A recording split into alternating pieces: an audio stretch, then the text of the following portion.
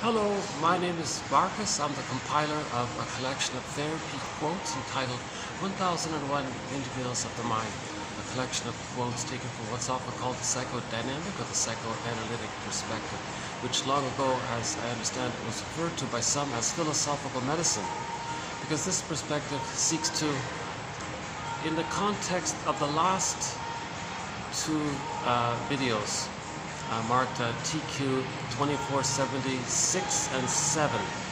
The 7 one was done in two parts. So in the context of the last three videos, this psychoanalytic perspective seeks to heal the manic defense.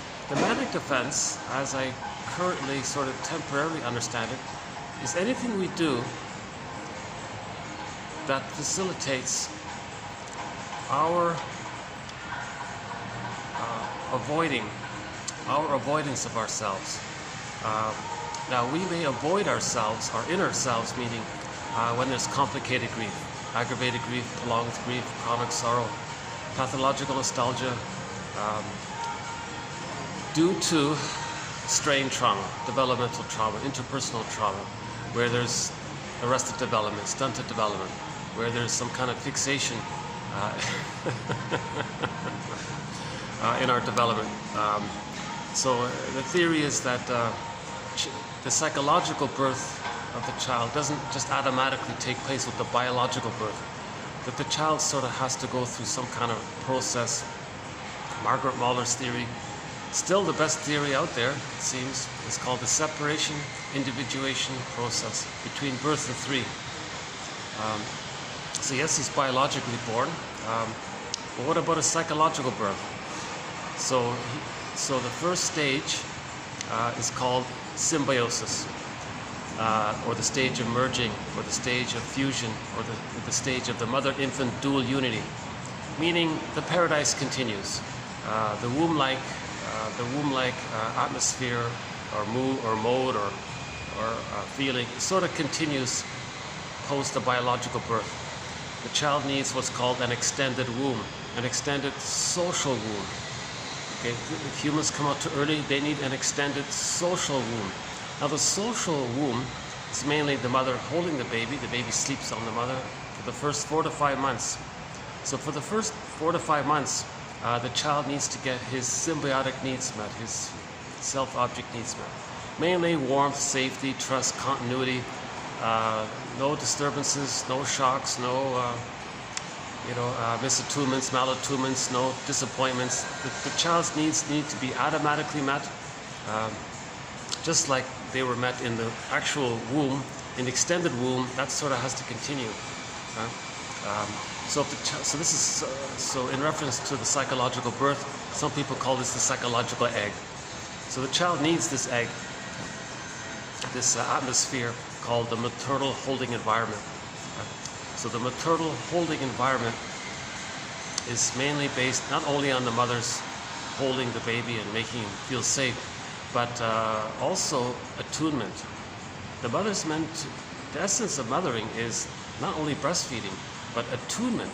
The mother is attuned to the baby's situation. Okay? This attunement is meant to parallel the attunement that took place in the actual womb. So the mother has to sort of recreate an extended womb as best she can. Okay?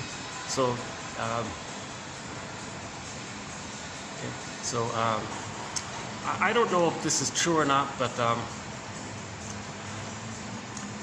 there's one hypothesis by one author that the breast is sort of considered, the baby thinks the breast is sort of like an organ of his, like the placenta was for him in the womb. Okay, so in the womb, the first object, again, that jargon, just object, means the first other for the baby. The first object just means anything that you're emotionally connected to that's important to you. So usually it's a person, but it can be a part of a person, like the placenta or the breast. Right? It could be a place, a thing, an idea.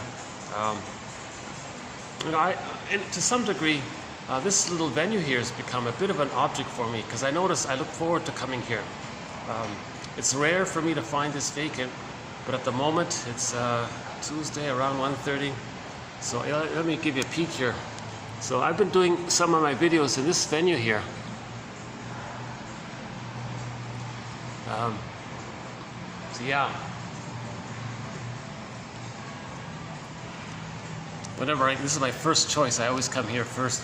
If it's occupied or something, I'll go somewhere else. But I've been bouncing around looking for venues. But I noticed, yeah, okay, and I noticed when I couldn't use this for several weeks, I did miss it. So that's like an object, so something that's important to you. So the baby's first object is considered, oddly enough, the cord and the placenta. Now they belong to him, but they're connected to the mother. The placenta is considered a kind of organ of the child. Remember, this placenta comes from the child. It's not from the mother. Yes, it attaches to the uterus wall, and it receives the flow from the mother to the child. But the theory is it belongs to the child. That's why the cord shouldn't be removed at birth. It should stay there because the cord is still sending oxygen and nutrients and food and nurturants through the placenta. Some may even be still pulsating literally, but there's still some vibes going through it somehow. So the cord is meant to stay and the placenta is meant to stay. It's called a lotus birth, a natural childbirth. Again, my disclaimer, I'm not a doctor, just barring emergencies, but the cord, so at birth, the cord is meant to stay, and the baby's handed to the mother. Again, barring emergencies, the baby's placed on the front, and the continuity of the womb life continues. So there's no birth. We want to minimize birth trauma or any kind of shocks that take place. So baby comes out, hands to the mother, and he may start to latch and start nursing right away. Now, if he's nursing right away, the continuity continues. So the continuity of the baby, cord, placenta, mother, placenta, cord, baby. Okay, placenta deals with the baby's waste. The cord sends down nutrients and oxygen and food from the placenta, from the mother down to. So there's a kind of attunement there. There's some kind of rhythm, flow. Things are working out nicely. Right? Now, when the baby's born, he latches on to the mother and he starts suckling. The nerves in the breast link in with the nerves in the child as he's nursing. The nerve line is there. So that's sort of like a continuity there. And because of that, the author said, well, maybe the baby still thinks that this otherness is like an organ, like the placenta was an organ for him. And so he thinks that the breast might actually temporarily, in his delusion or something, may think that's still just sort of part of him kind of thing. So that's a good start for the baby, if he can have that continuity and smooth transition, or at least be able to get that attunement. That's why the natural breastfeeding is so important, to have that continuity, that line, that cable there between the baby and the mother. If the bottle is used, then the bottle can't pick up the baby's signals. There's no rapport or attunement. It's called the alexithymic breast, like a stone breast. It's a shaming experience for the baby. He needs that kind of flow to continue.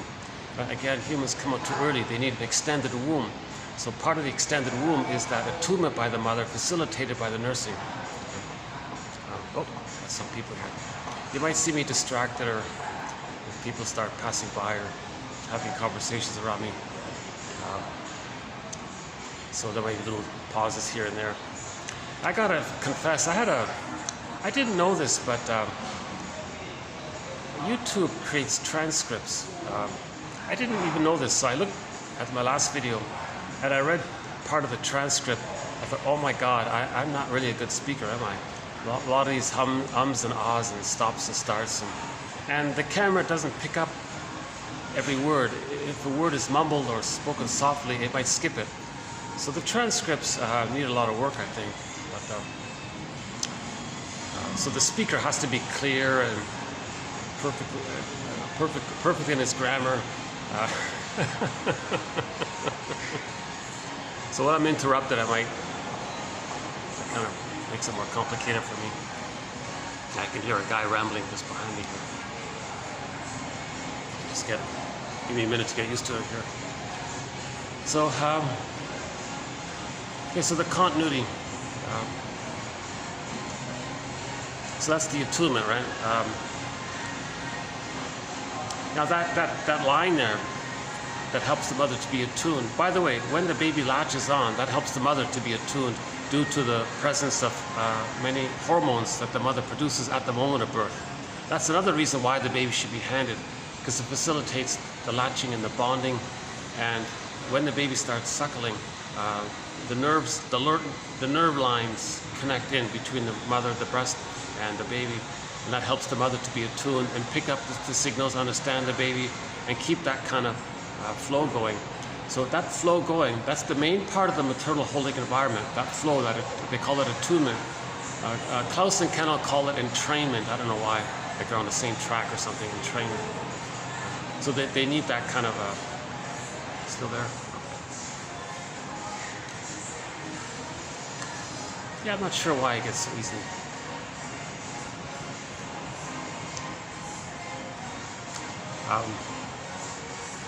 Thankfully, they lowered the music above me.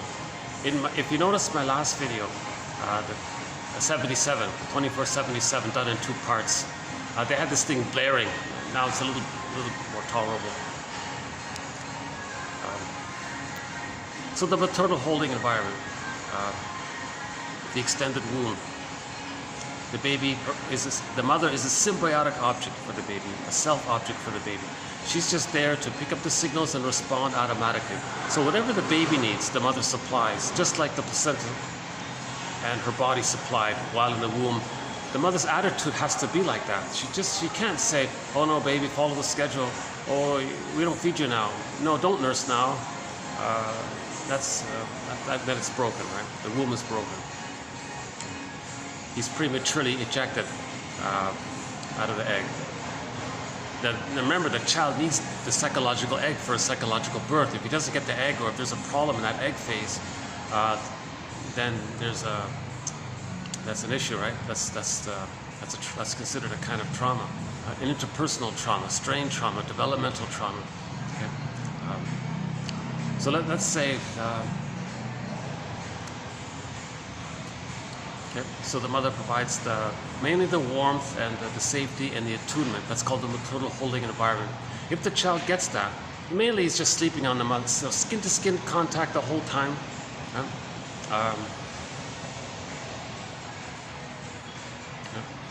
The room is warm, and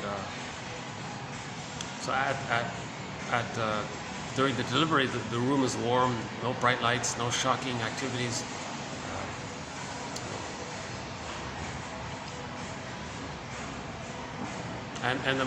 So what's the big deal? The mother can stay in bed for 4 to 5 months, let the baby sleep on her for 4 to 5 months, so he gets that total safety. He gets that womb.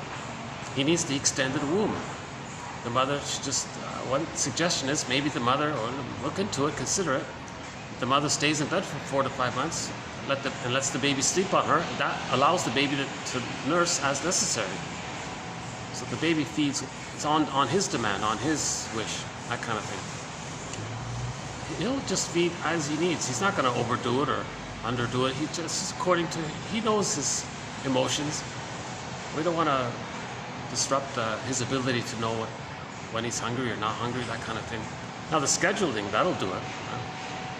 Overstimulation with the powder stuff in a bottle, that'll disrupt things.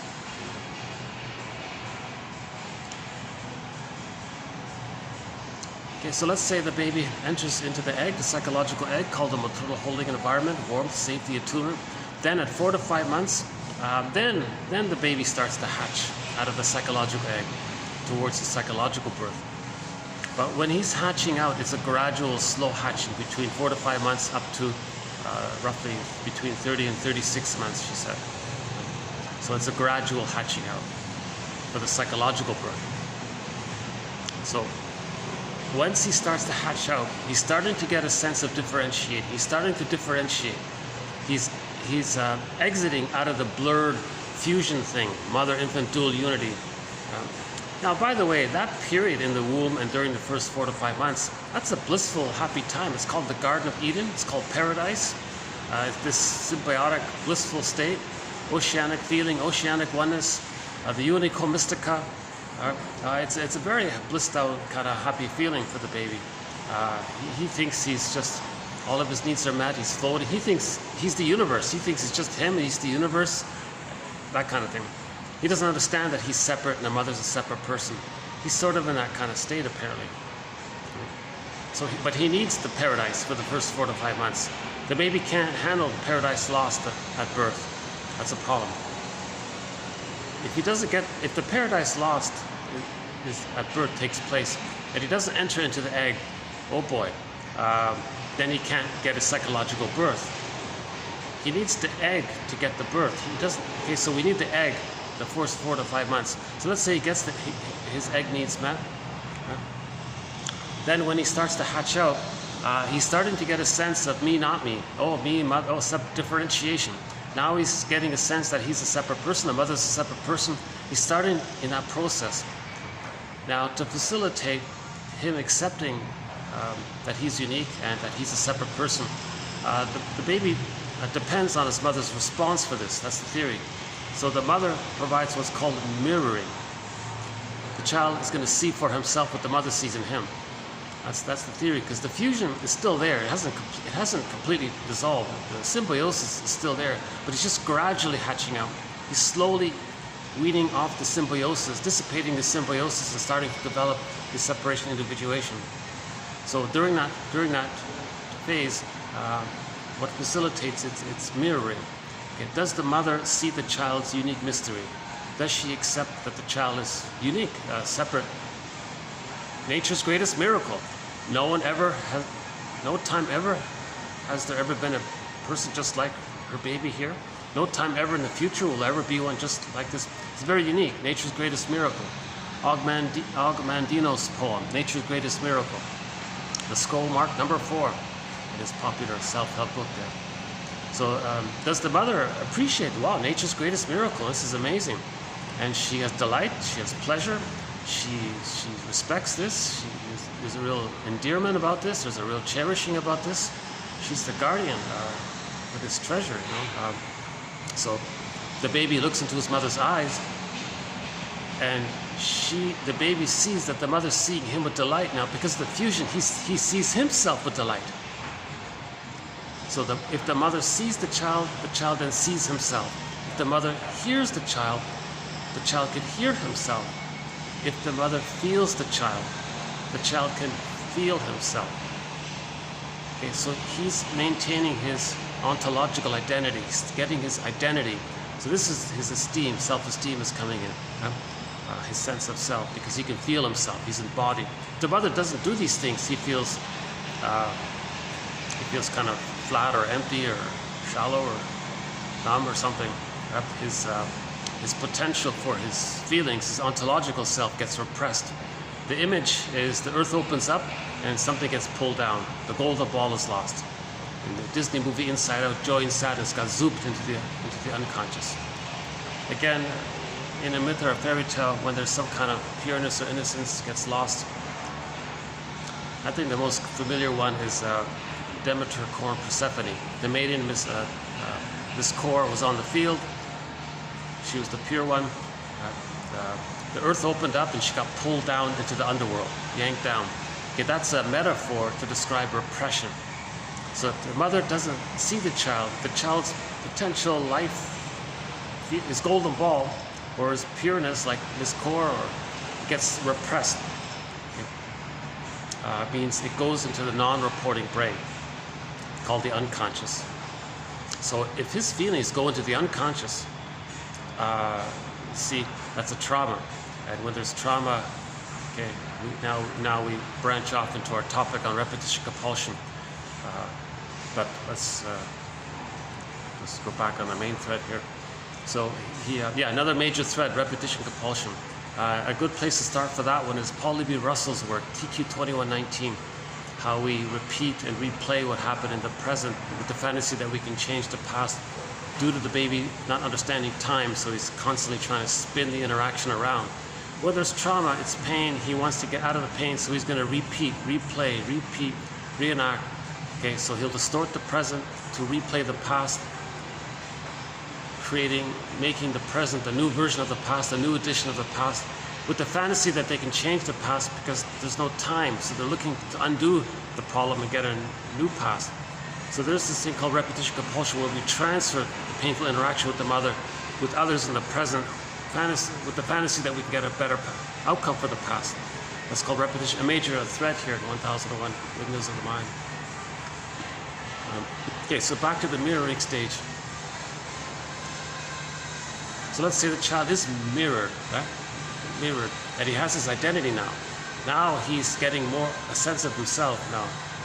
Now at 18 months, a key thing happens, they said. At 18 months, all that narcissism, where he thought everything was about him, he's the universe, everything's just there to serve him, that kind of thing is gone, pretty much.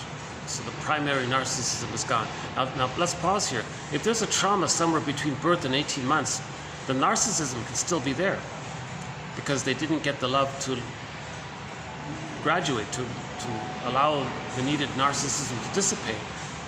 It didn't get a chance to dissipate. Only love allows that, the primary narcissism, this fantasy that it's all about him, to dissipate. So let's say the mother offers this stage called mirroring. Okay, so the first was the egg. That's called the stage of symbiosis. Okay. The baby starts to hatch. He needs to be seen, heard, and felt. 18 months, the primary narcissism dissipates. Now between 18 months and 36 months, the mother can be a little more, allows more autonomy for the child. Okay? So the first 18 months was the separation part, the differentiating part. He's halfway differentiated.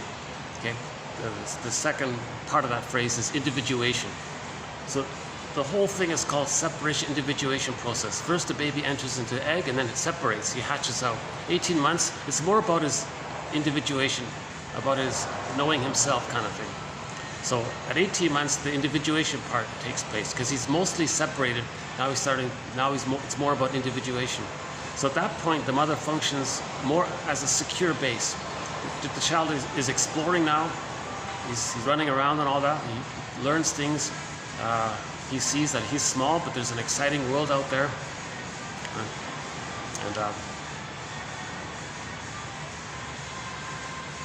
Yeah, by the way, before 18 months, when the time when the child learns to walk, up until 18 months, when he's running around, he thinks the world is his oyster. You see? But at 18 months, he starts to realize, okay, no, it's not like that. There's me and there's others. I got feelings, they got, oh, there's separate people here. So how does he got to learn about this? So at 18 months, he's learning about the reality of things. So the mother provides what's called communicative matching to support the child's learning and curiosity. So the child has lots of questions during this time. And during this time, the child is becoming more and more independent. And the child's going to look into his mother's eyes, and he needs to see that the mother's okay with that. Some mothers get this kind of panic feeling. Wait a minute, if this child learns too much and knows too much and he's so confident, even more confident than I am, he's not really going to need me, is he or she? Some mothers panic at this time and sabotage the child's individuation. It does happen. But let's say the mother takes a delight in knowing that the child is gaining his confidence and learning about the world. So the kid runs back. Oh, look, Ma, I learned. Look what I found here.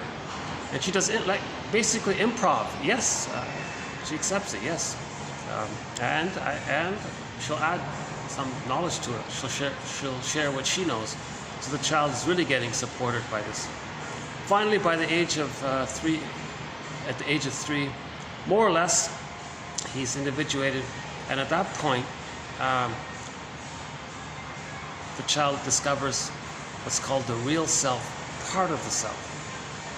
Now, the real self, part of the self, appears, meaning various capacities become available to the child, as described by Masterson in his book, The Search for the Real Self. He's got a list of 10 capacities. So I won't do it here. But,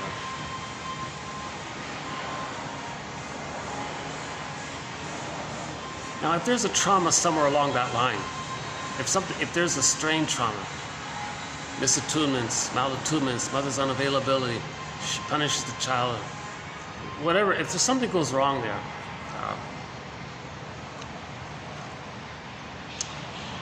and the child loses his golden ball, his feelings,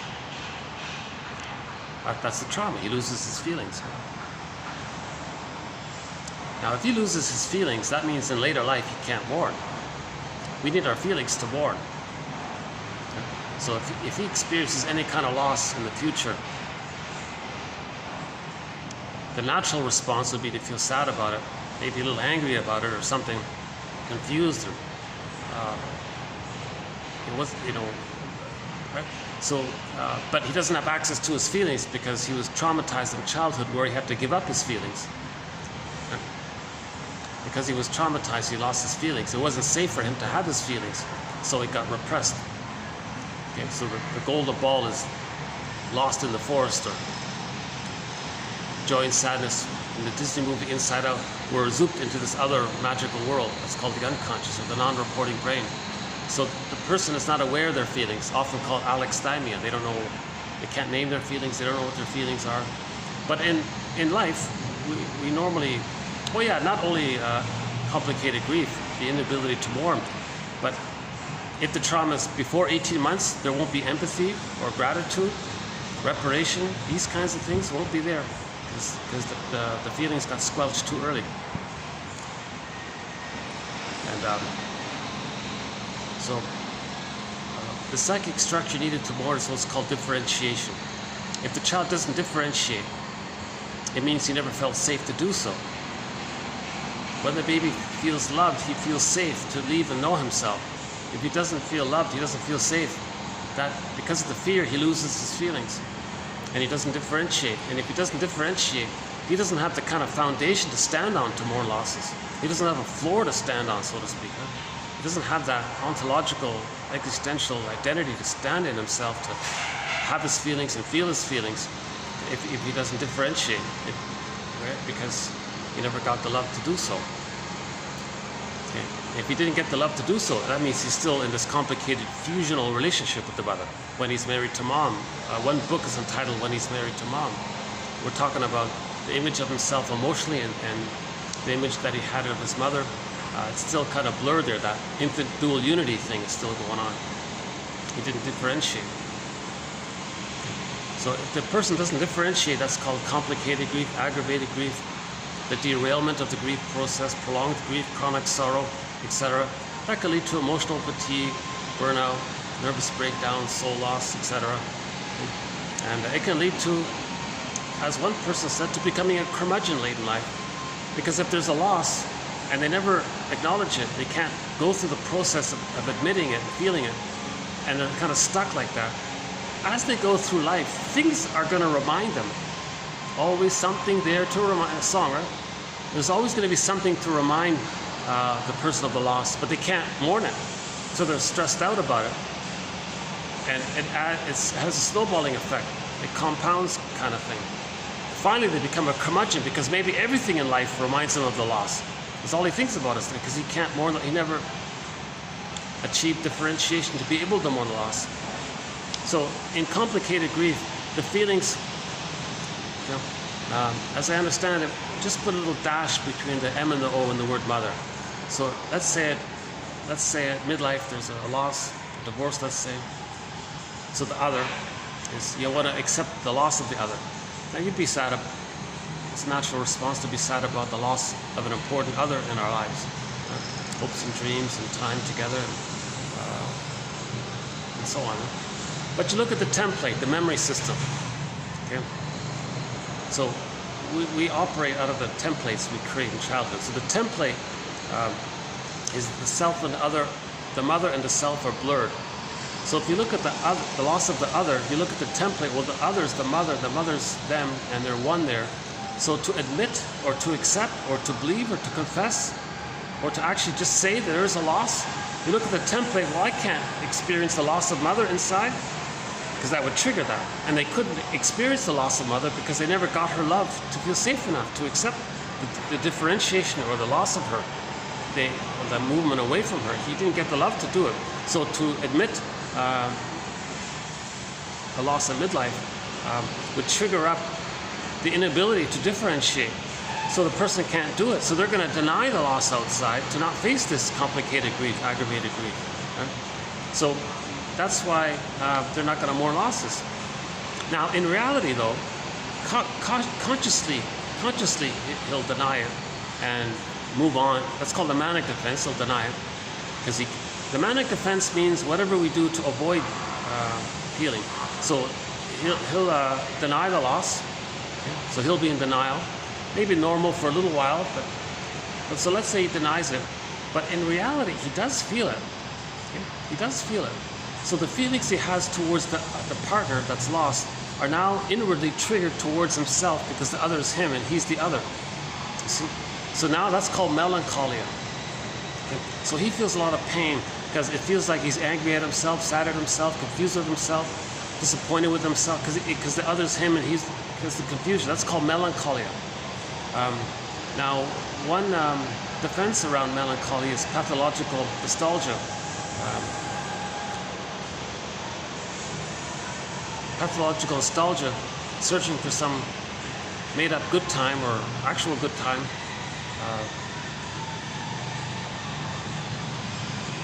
Because we can't accept loss, so we're stuck in some imagined good time.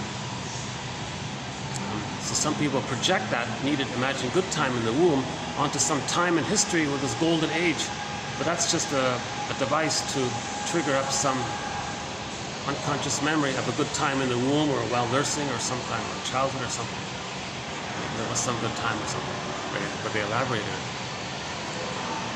So, okay, anyways, the melancholy, the complicated grief, etc. That's psychic pain, emotional pain. Now we're meant to heal it. We're meant to differentiate, but in order to differentiate, we got to forgive the parents. Forgive your parents, heal yourself, the title of one book. The sequel to that book is very good, called Hidden in Plain Sight, Understanding Our Puzzling Emotions by Barry Groskopf. That's a pretty good book there. That's sort of the theme of that self-help book. One of the better ones where you look at your parents' psychology, see their defense mechanisms, see their personality patterns. I think the Enneagram can help with that. And then you want to get to a place where you can honor your parents. Now that phrase, honor your parents, he means understand what they went through, what's their situation, what hardships did they have, how did they cope with them, how did they deal with their situations, what psychology, what maneuvers of the mind are they using are they frozen as well? Did they get an insecure attachment style? Are they repeating something over and over again with the fantasy to undo the past? Are they maybe using the children in a drama in that effort? What are they doing? So you got to get to some place where we understand our parents psychologically, not just the biography, but the psychologically area. Maybe we look at this issue of the proxy. If the partner is a proxy for if the two are proxies for each other, what are they the proxies for? What feelings or what behaviors or what roles are each playing for the other that each can't do for themselves? Actually, that's our first quote here, the proxy. I wanted to follow up on that proxy one from yesterday's video. So I just wanted to start off with a follow-up from yesterday's video about the proxy. So just quickly, okay, so let's just, should we go there with the proxy one? Proxy. A proxy shall be defined as a person other than oneself who is used to experience feelings, exercise functions, and execute actions in one's own stead. Again, a proxy shall be defined as a person other than oneself who is used to experience feelings, play roles, and do things in one's own stead.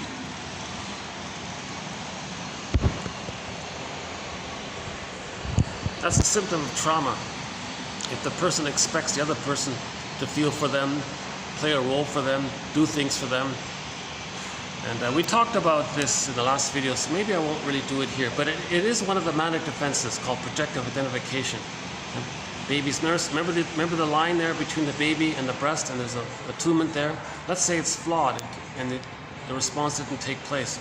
Baby's distressed, the bottle doesn't get it, doesn't respond. it failed. Okay, now he couldn't soothe himself, and the trauma is the baby's brain is malleable. The baby's going to lay down neural networks based on the interaction with the mother during the first year. 400 grams to 1,000 grams, somebody said. So as the baby's brain is growing quickly and it's malleable, it's being shaped and wired according to the interaction with the mother. So the healthy interaction is that attunement. The baby's distressed, mother responds, there's a reply, the baby's soothed. That wiring is laid down. He could then do it for himself because that's a part of him now. If that's failed, later on, so when there's a trauma, we repeat it. So later on, he wants to repeat that failed dynamic with others. So he wants to goad others to feel what he can't feel, do something or play a role that he can't accept about himself. That's the proxy one. So if somebody's always goading others, provoking others, teasing others, taunting others to express some discomfort that they can't accept, because that's a replay at the nursery time when the baby was distressed and the mother didn't respond, the bottle didn't respond. So others, now they want to replay it, they want to get others. Okay. That's the breast 2.0 in their emotional fantasy, unconscious fantasy. Now they may succeed in goading others to express some distress, but the cycle can't complete, right? So that's because it doesn't complete, the trauma's still there. Repetition compulsion. Okay, this annoying music at the background. Okay, yeah, I'm a little triggered by it. I've been listening to the same old annoying. Luckily, it's not as bad as yesterday's. Check out yesterday's video. You'll know what I'm talking about. They blared this thing at full volume at the same time, right around this sort of time.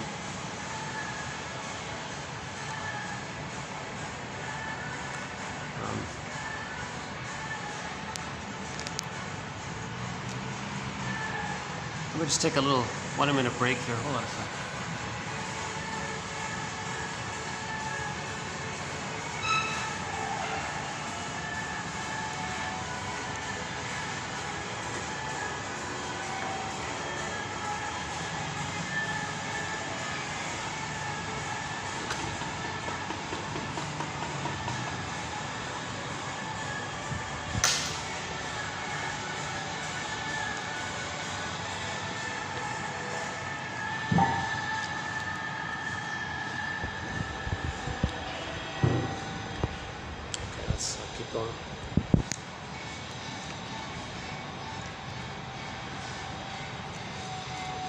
There used to be a tech guy around, and he would turn it off for me, but I haven't seen him. So this is sort of my second video here in my sort of return to this spot.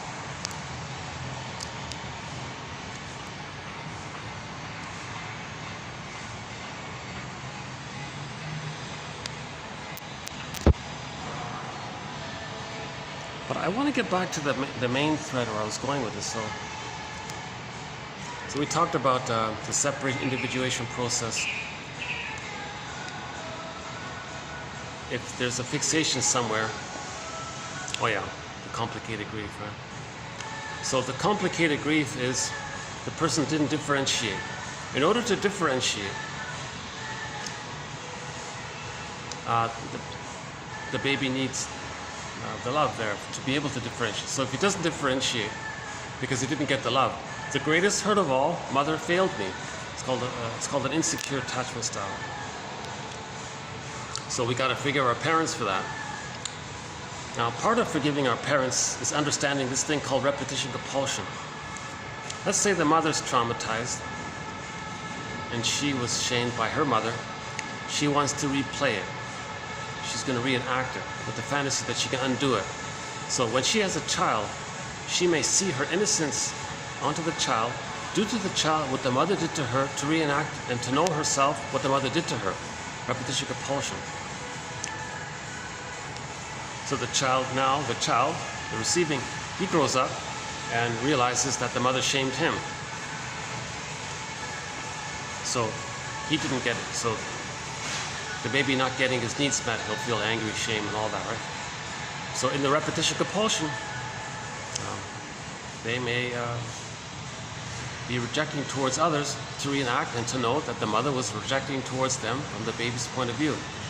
Another form the reenactment can take place is the person identifies with the aggressor, shames others to reenact how their mother shamed. That's the first one. The other one is they find others who are going to be rejecting to replay how the mother rejected them. So when there's trauma, we repeat, we replay. Again, Edmund Berger's excellent metaphor for this. Every neurotic is a music enthusiast, but he only has one record. And he carries this one record with him everywhere he goes.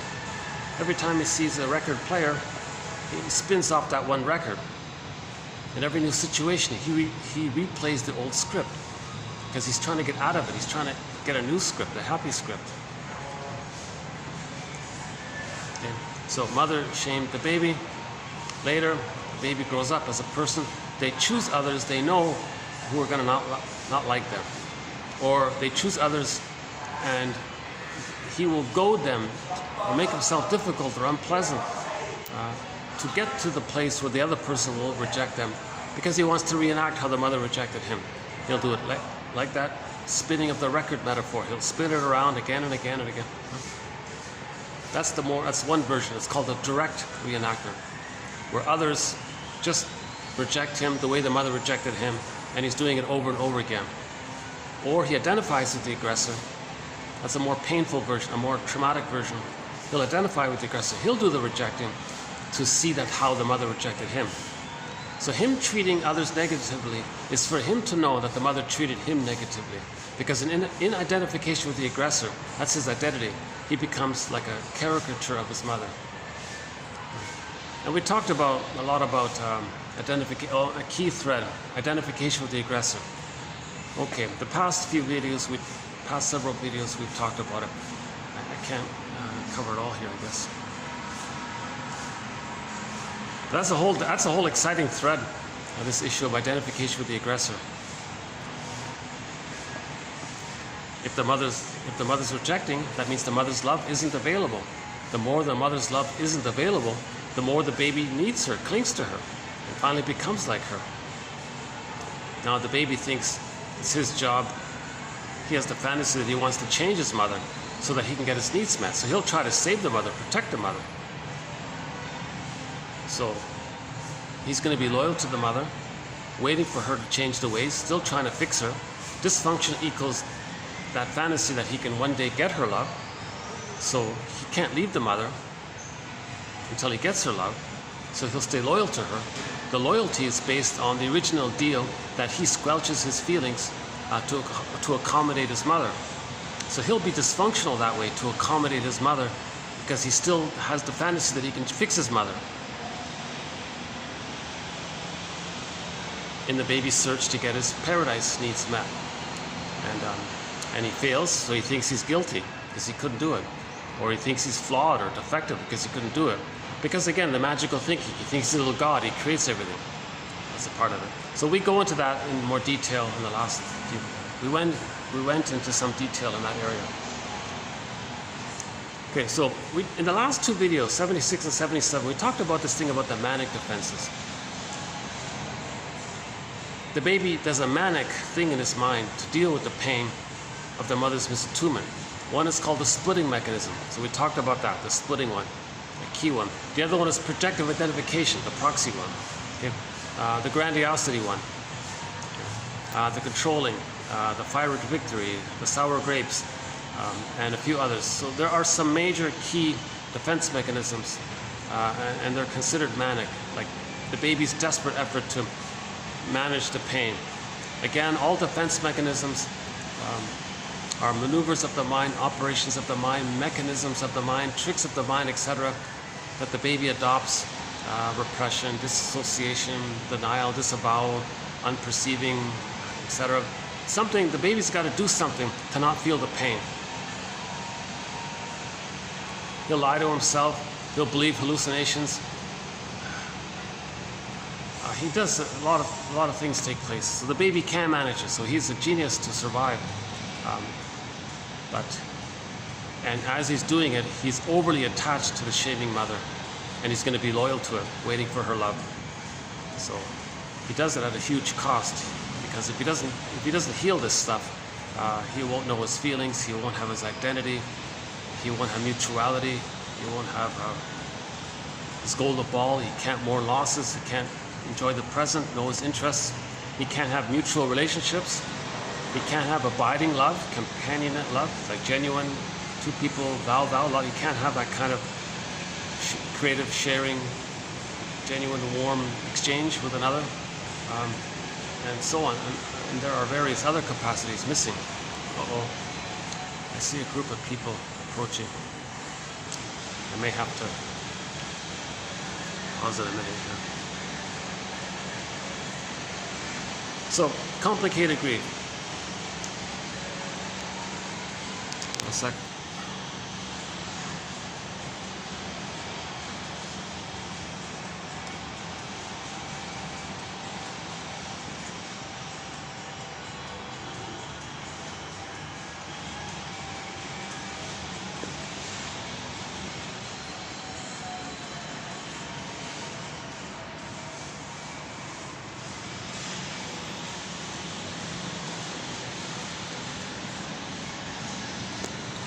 So I just mentioned that there are a variety of manic defenses related to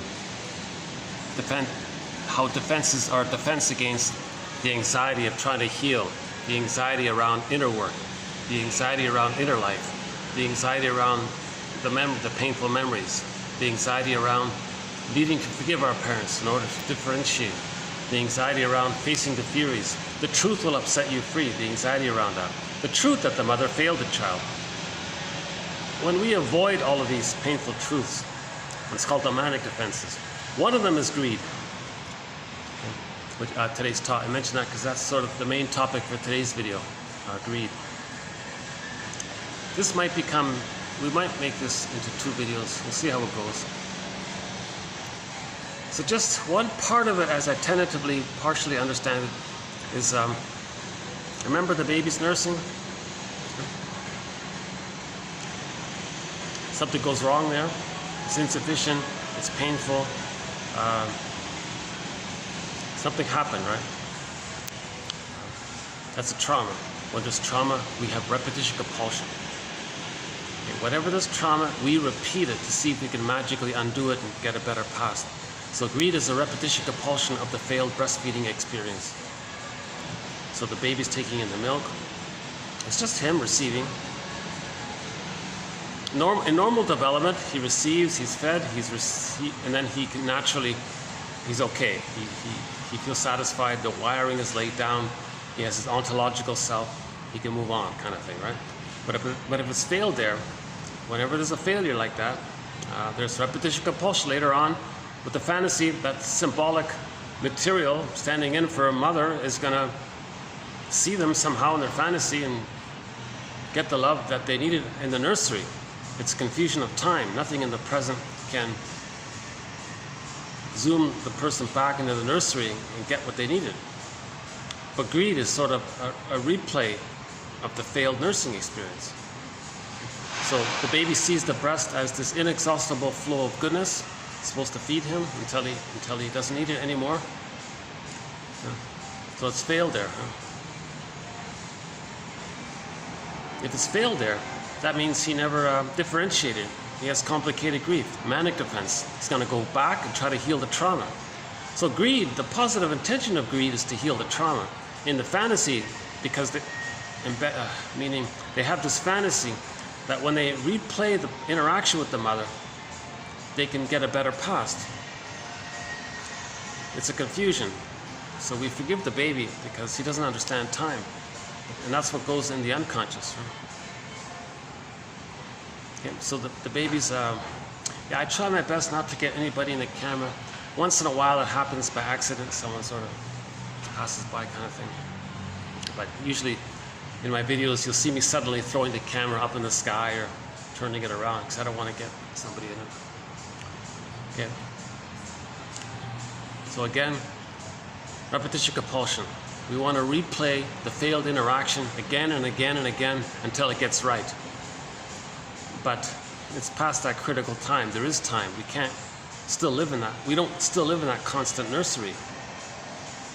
We do chronologically grow, we cognitively grow. There is time, we do, but emotionally we get frozen there. When we're frozen, we're stuck like that woolly mammoth in the block of ice up in Siberia. We're like we're frozen there. So they're going to replay it. So it's like a compulsion as well, because the pain is always there, and it's this drive for healing, but it kind of goes awry. It's all messed up. So that's the repetition compulsion. They spin it around. So how does a person spin that around? They're going to see something outside as symbolic breast. Okay? But usually it's material goods, of course money,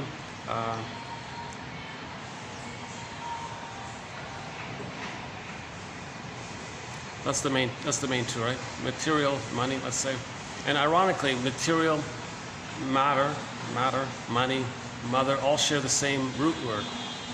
They're all linked there in the unconscious, right? So the unconscious will see things, stuff, and money, material and money, as symbolic mother.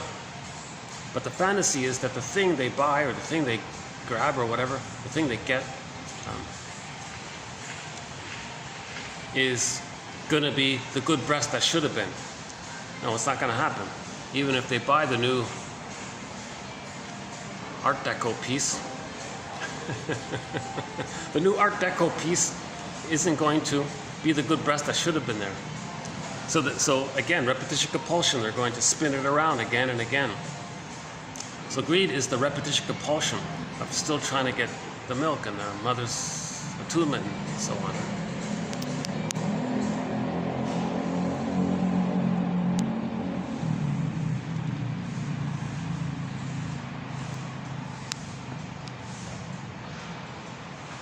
Maybe I'll just start to read the quotes. Still logged in. Okay.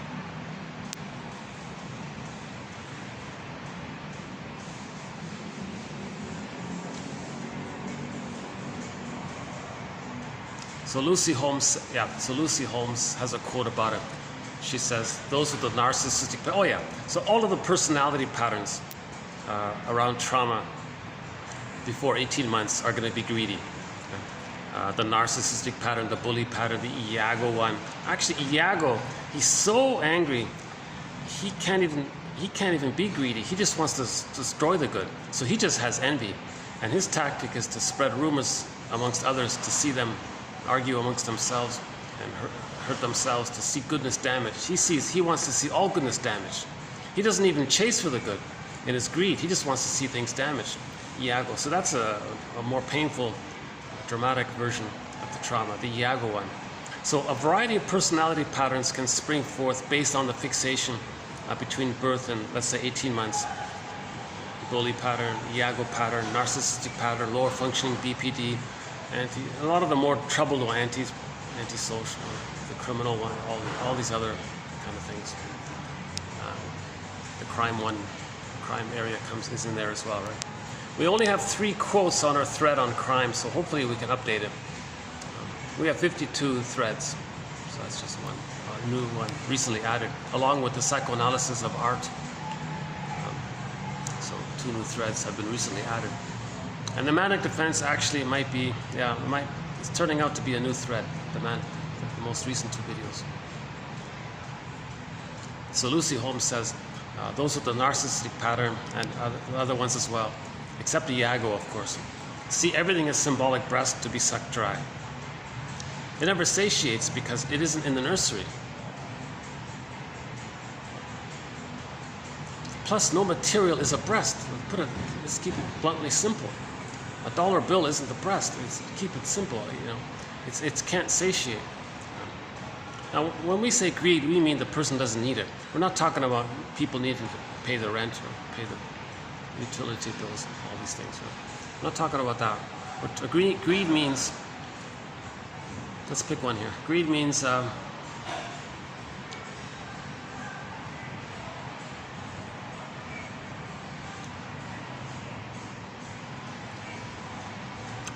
greed means the state of never enough. Greed, the state of never enough, never enough. It's repetition compulsion. In repetition compulsion, it's spinning it around endlessly because it's timeless. Trauma, it's infinite mourning. It's timeless.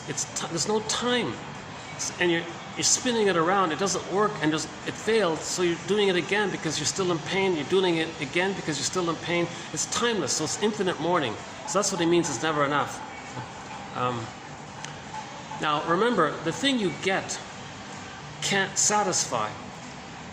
So you didn't get the safety, the serotonin. You're still under stress. Melancholia, pain, stress, dopamine. So greed is based on dopamine. Okay, quickly again. Dopamine for the chase, serotonin from the catch.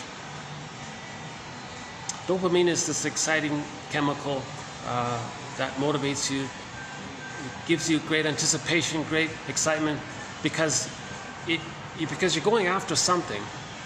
So the dopamine is the motivation because there's something that you're going after.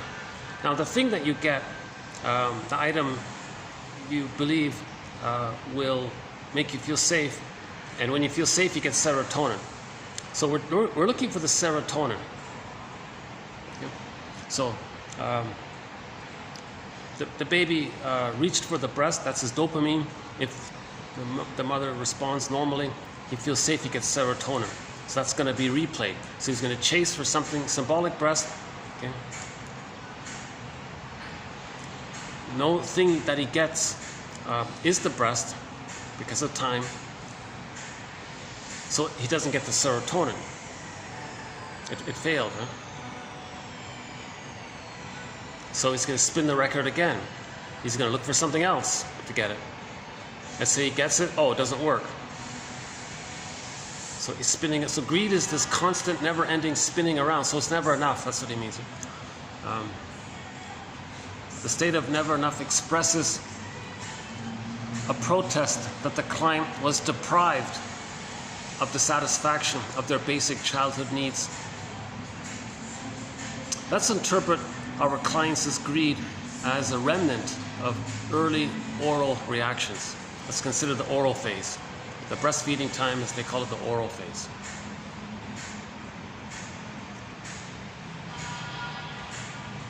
Now let's say we project, let's say everybody projects the breast onto the earth. Now we got the earth breast.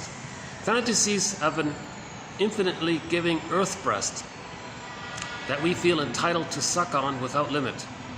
A greed that does not even recognize our dependence on the other, the earth, or even the existence of the other. So the baby doesn't have a conscious appreciation of his identity, the mother's identity. It's just this thing that's supposed to serve him. It might even be, maybe it's like an organ. So the organ just serves the person. So he doesn't respect the breast as a separate person or with their rights and feelings. He's not there yet. It's called part object relating. The part, it's not a full person. And this part is like an organ. So if we project the phantom, let's go with the theory that it's the phantom breast. If now we're missing the breast, it's the phantom breast. The earth can be like a phantom breast. Fantasies of an infinitely giving earth breast. Remember, the baby sees the breast as an inexhaustible flow of goodness, and always there, endless. Whatever he needs, it's just always, and he's timeless, so it's just all infinite, right? That's the infinite thing, timeless thing. Fantasies of an infinitely giving earth breast that we feel entitled to suck. So the baby feels entitled. He needs it. Of course, it's natural for the baby to have that natural entitlement. Okay, he's still growing. He has that basic right. So, okay, in related to that quote, maybe I can play Kristen Wilson. She gave a speech about this, that very point about the infinite breast. Why don't we play it here? Give me a minute to cue it up. Hold on a sec. I'm gonna let you hear about a 9-minute speech. The speech is called "Ooh, My Soul," but about midway through it, she's going to talk about the infinite breast, how we still project the breastfeeding problem onto the earth, and that's why we're greedy with the earth. Here it is. Is that it? Yeah, here we go. Ooh, my soul.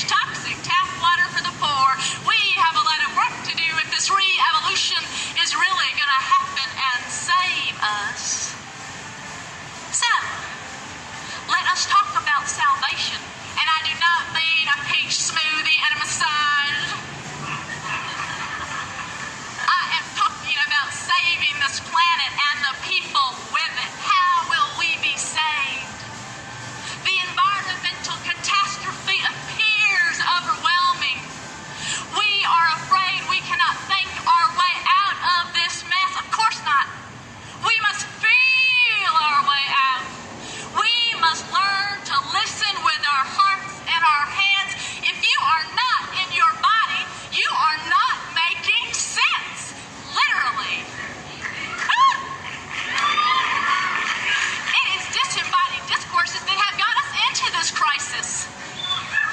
We have worshipped the false gods of logic, progress, productivity, practicality. If destroying the earth for short-sighted economic profit is intelligent, reasonable, then please, God, make me a moron! This is a spiritual revolution about finding our ways back to the land, finding ways to be fed, spiritually fed. And it is not easy. I know. I myself have strategized on ways to make my plans fit their pathology. I have walked through the shadow of political expedience. Once I had a campaign I thought I'd do this whole campaign about changing the environmental reference to this earth, from Mother Earth to Father Planet. Yeah. You see, I read all those, those bumper stickers that were out, those with the green earth globes that said, "Love your mother." And I despaired. I knew there was no hope. And I'm not even referring to the irony of having pro-planet language on the back of a car. Hallelujah.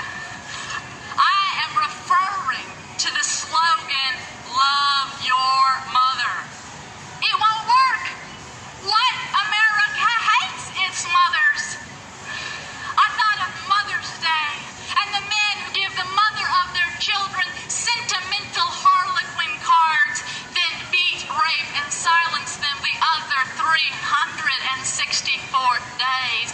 No, I thought, no wonder we have an environmental crisis if we treat the earth the way we treat our mothers. We think mothers are made to be exploited. They are supposed to give and ask nothing in return. They are supposed to have infinite resources. All good mothers are willing to be drained, damned, and depleted for their children. Mothers live for their babies' feeding schedule, and there is always a little milk left for Exxon, Texaco, International Paper, and the U.S. military. I thought, but if nature was perceived as male, then maybe everything would be different. Think about it. It might not be nice to fool Mother Nature, but if you mess with Father Planet, he'll beat the shit out of you. Hail, hurricane, and all. Yeah, and then maybe environmentalists would get the respect they deserve. No longer mamas, boys, and girls. Maybe they would be treated like real men and the real women who love real men. A name changed to Father Planet is not enough. Fathers and mothers, we both need to be saved if this planet is going to survive. The environmental crisis points to a total ideological and spiritual crisis. Including the earth and the economic equation is not enough. We are destroying the earth for reasons that are bigger than economics. You see, we are afraid of death. We are afraid of this earth, this nature that will bring us back to dust. We are afraid of the dust and the dirt that will claim us, or the waters that we came from, and thus afraid of women's bodies, the bridges by which we walk this earth. An intellectual atheist, performance artist, and spiritual crisis wrote this sermon. Because this revolution is about a religion in one of its original meanings, re-linking, reconnecting. The lives of women raped and murdered daily are fought in this struggle. The lives of indigenous peoples are fought in this struggle. The men and women lost in the empty addiction of power, these infantile gods, will grow into their souls if we win. We must win. If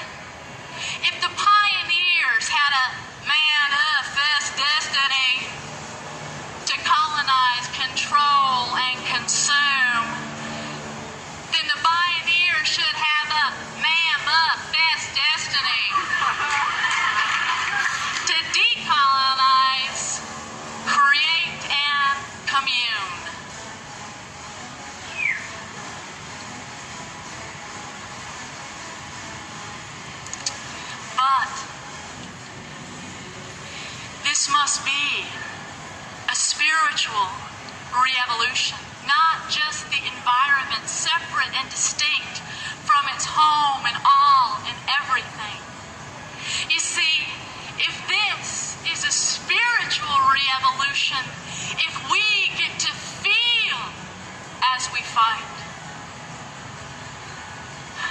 if we just get to feel as we fight, then we have already won. Amen. A women, a planet, our soul.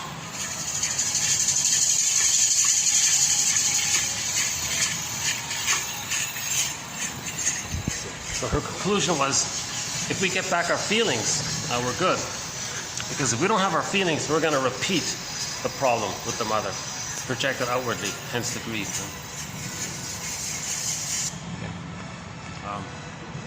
And she made a reference, why don't we, maybe we can maybe we can grow out of this fixation with the mother. Greed is fixation on the mother, of course. Greed is a fixation at the breast. Maybe let's call the planet, let's save the planet by calling it Father. That's not going to work, of course, right? But she's trying to be a teacher. She's sort of a theater teacher. And so it was a theater production. So there's some theatrics in her speech. But it's a pretty good speech. I like it a lot. Let's talk about salvation. No, I don't mean a peach smoothing and a massage. It is disembodied discourse that's causing all of these problems. We're not embodied. We lost our feelings. I feel, therefore I am. It's linked there. Our feelings linked to our identity. In the white bear, King Valamon, the polar bear, was a symbol for her embodiment, and the golden reef was the aliveness of her feelings. Right? Ithaca is the soul castle, and Penelope is the guy's feelings, kind of thing. So the feelings and the identity linked in Nerestia. The Furies became the Eumebides, and protecting the castle, the soul castle. So the feelings and the identity are linked there. I feel, therefore I am. So it's disembodied discourse that gets us. So the conclusion was, if we can feel, then we're good. To feel, we got to differentiate. We got to forgive. Forgive your parents. Differentiate. Okay. When you forgive your parents, you're going to resolve the splitting mechanism. This manic issue of the splitting, good breast, bad breast, all good, all. The mother isn't two separate. The mother's one with two sides. To get to that place, forgiveness, then we differentiate. We feel, right? So let's just jump in with the rest of the quotes on greed here.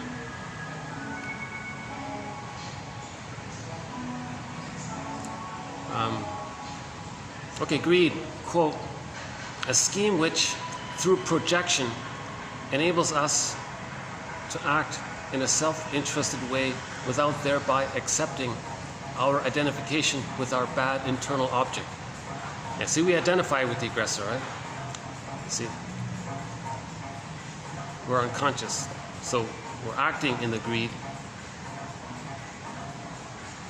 So the mother is seen as being greedy towards the baby, taking in the baby. They identify with the aggressor. The person sees their innocence outwardly, and they want to take it in. So So greed is a reenactment of how the mother emotionally plundered the babies, emotionally, kind of thing. Didn't meet the baby's needs. He had to sacrifice himself to please the mother, so the baby felt plundered in that sense. Okay, the slogan "Greed is good" is no longer perceived as a perverse trait. Oh yeah, one guy, I didn't include it here. There's a lot about perversion and psychosis. That there's this kind of a secret. I didn't put it in here because I don't really understand this area.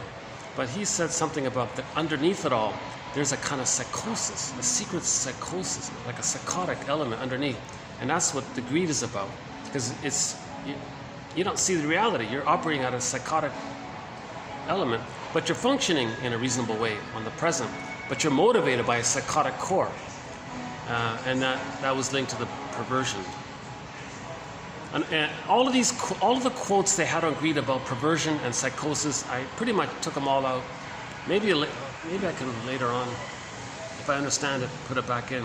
1001, Windmills of the Mind, deals with sort of the general area, sort of the extreme ends. I think the professional shrinks and professors can look at that. But I'm trying to understand greed in general. Okay, so the slogan is no longer perceived. So he's lamenting. This is sort of he says, yeah, it's become normalized kind of thing. It's a perversion became normalized. That's what he was talking about here. Okay, so greed is good. The slogan is no longer perceived as perverse anymore, but appears to be broadly. The euphemism is, oh, it's market strength. Oh, it's a virtue. This perversion leads to greed becoming a fiduciary responsibility, so that working in such enterprise as a manager, owner, employee allows us to identify with our own greedy selves without any guilt we might normally associate with doing so. Okay. So there's the proxy. A person may project their greed onto the corporation thing, and the corporation acts out the greed for the person. Okay. Again, proxy, something outside of you, a group of people, or in this case a company, and you use them to perform a function for you, to feel for you, to act out for you. So the person in the company, the person working for the plunder company, the short seller or whatever, is just denies it for himself, because the thing he's working for is doing it for him. So the company's a proxy for him, something like that.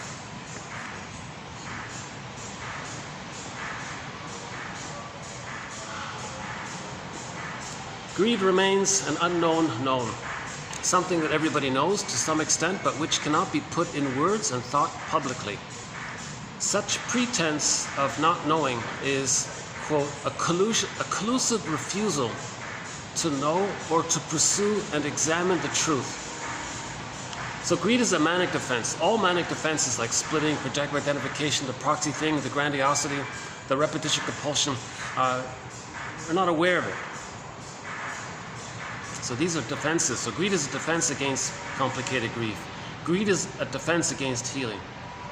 Greed is a defense against facing the painful truth that the mother failed us. These kinds of things. So we're not examining a refusal to know or pursue the truth. The truth will upset you free. A refusal. Greed is the predominant illusion that, quote, compensates for the void and the lack of meaning that short selling promises to replenish. This may well be the case, especially for financial service industry at large. Okay, 1001 Windmills of the Mind is not really about the sociological factors, but there's a necessary overlap. If we're talking about greed, the psychology of greed, there's going to be references all around it. But so the sociological factors related to the plunder system is we have a thread in there, but it's related to prejudice. So we're trying to understand prejudice. Prejudice is the manic of the splitting, good breast, bad breast. Look up yesterday's quote, part 1 of 2, 2477, part 1 of 2, or 76. I think it might be 76. The first quote there by Altman and Tiemann about the good breast, bad breast. The baby can't handle that the mother's sometimes bad. It's got to be all good. It's a good breast, bad breast. Now the bad breast, the baby's enraged at it, so he projects his rage onto it and believes that the bad breast is so, possesses his rage and needs to take in, and thinks now that the bad breast wants to hurt him. It's a projection. The baby's angry and wants to take in. He says, no, the breast is angry and wants to take him in. Called projection. So he creates a misunderstanding. So he has to have a very good breast then to deny his belief about the bad breast. And he can't accept the bad breast hurting him. He's got to feed safely. That's a manic defense by the baby. He can't see the mother as both loving and frustrating. He can't handle the two sides. The little baby cannot accept the idea that the mother who loves him is going to hurt him at the same. He can't do it. So that's called a splitting. So prejudice comes from there. So in order to plunder, prejudice was created purposely by creating birth trauma. Birth trauma was induced by the manic panic to create the prejudiced personality to plunder. So the whole story about that, I won't do it here. It starts with Homo bodoensis, an earlier version of Homo sapiens.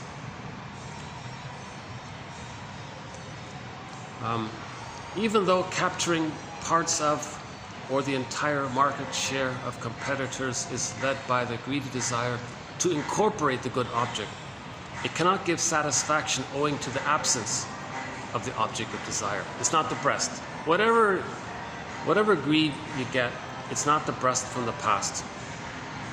It's like falling in love with a partner. You fell in love with someone. The fantasy is they're going to be the parent that should have been there.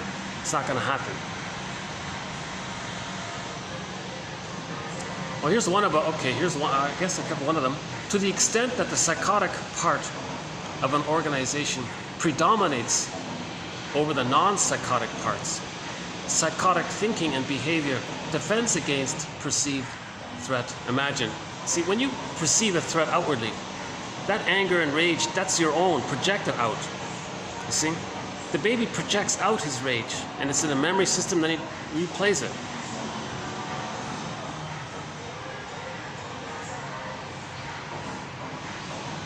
So maybe that's what he means by the paranoid schizoid. The paranoid, Melanie Klein theory about the paranoid schizoid position. The paranoid part is the baby's enraged. He puts his rage onto the breast, says the breast image is enraged and wants to eat him. That's the paranoid part. No, that image the baby's creating is his attempt to not own his feelings because he can't feel it. So it's a defense mechanism. But he's left with this frightening image, but it's not real. In other words, if somebody says people A or people B are such and such and such, that's just code for your own repressed unconscious anger at your mother. That's all it is, right? Behind the virtual reality of short selling lies an actual reality of hubris, parasitism, corruption, and greed. Okay, hubris. So the grandiosity is the manic defense. The baby thinks he's a little god. Trauma, he's still searching for that. That's the hubris. That's the first time we're using this word, parasitism. So it's a code for, it's an angry word to describe the failure that the baby didn't get his needs met. The person identifies with the aggressor. Corruption and greed.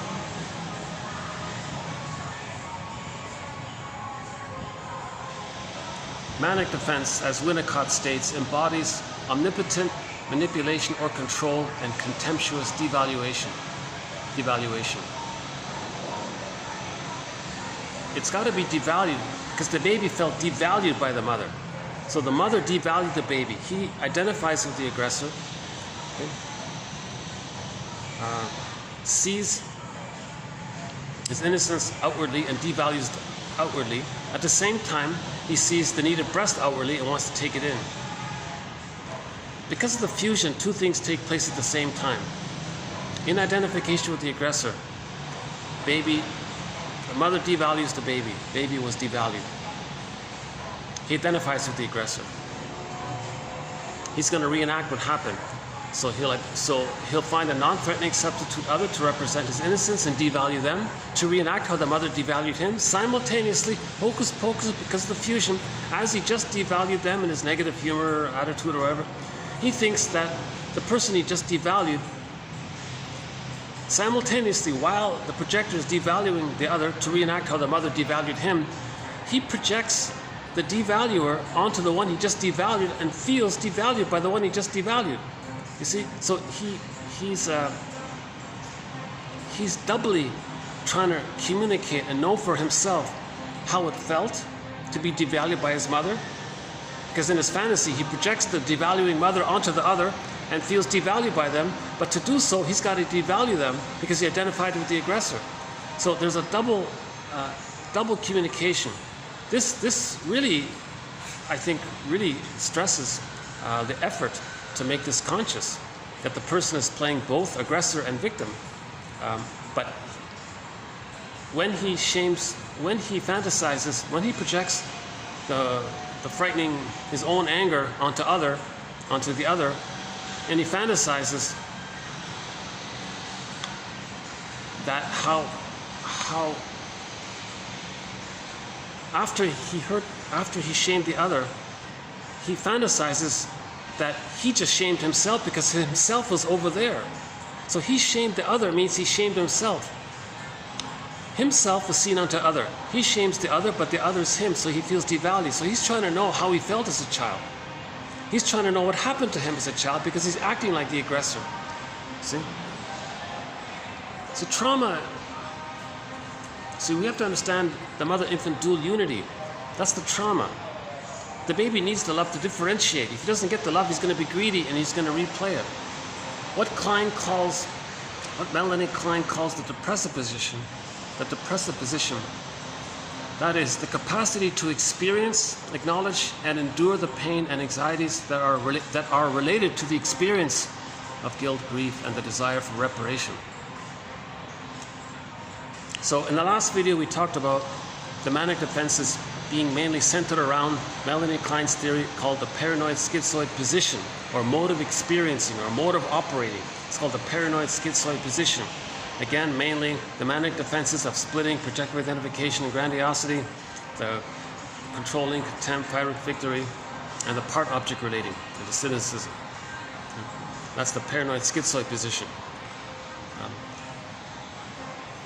When we heal some of that, when we confront some of that, when we face some of that, because we're trying to heal, so we're honest to ourselves, we're trying to heal, we're going to move into the depressive position where we accept that the mother hurt us. We accept that the mother failed us.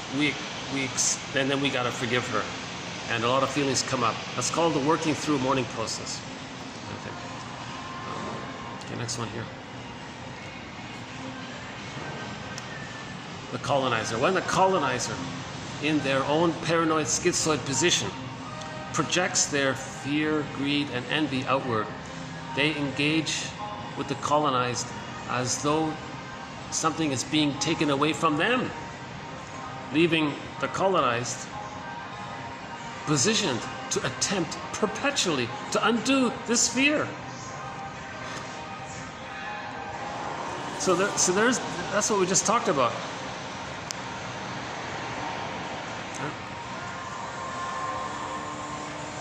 The mother was the colonizer, right?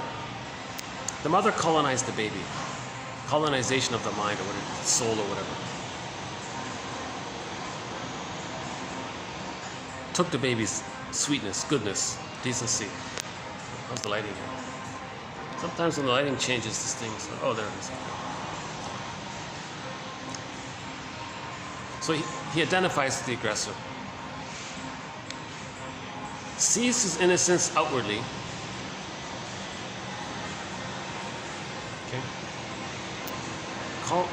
Plunders the other, but when he does so, as he's hurting the other, in his fantasy, hocus pocus double focus, he's trying to feel what happened to him. So he projects the colonizer, aggressor, onto the victim and feels that the moment he hurt them, that he was just hurt by them. When the colonizer, in their paranoid schizoid position, paranoid, their own rage is put outward. It's their own rage put onto the other, and they're afraid of the other. That's the paranoid. Schizoid is the splitting. We good, they bad.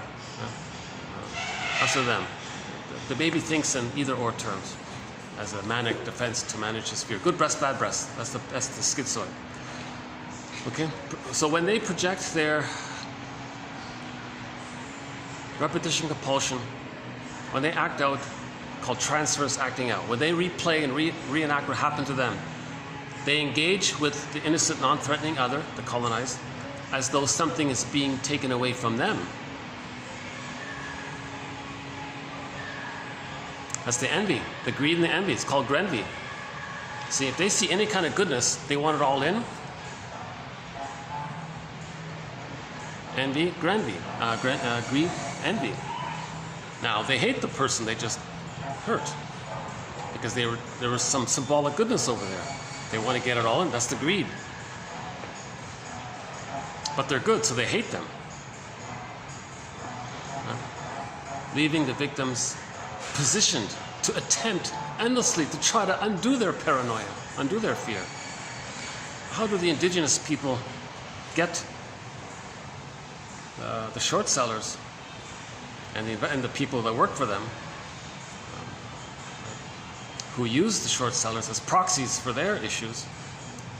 How do the indigenous people, for example, teach people that their fantasies are their own and their feelings are their own, and they can't accept it, so they're projecting it because they're reenacting the trauma? How does someone teach someone this? Short selling. Another one about short selling. Short selling increases susceptibility to a population to destructive populist attraction, since it is not essentially oriented towards balancing various individual social and economic interests, but rather towards profit maximization, power, and omnipotence. So that guy who's on YouTube, you can see a clip. He says, well, I just pure paranoid schizoid position, just greed or greed. My greed or your greed.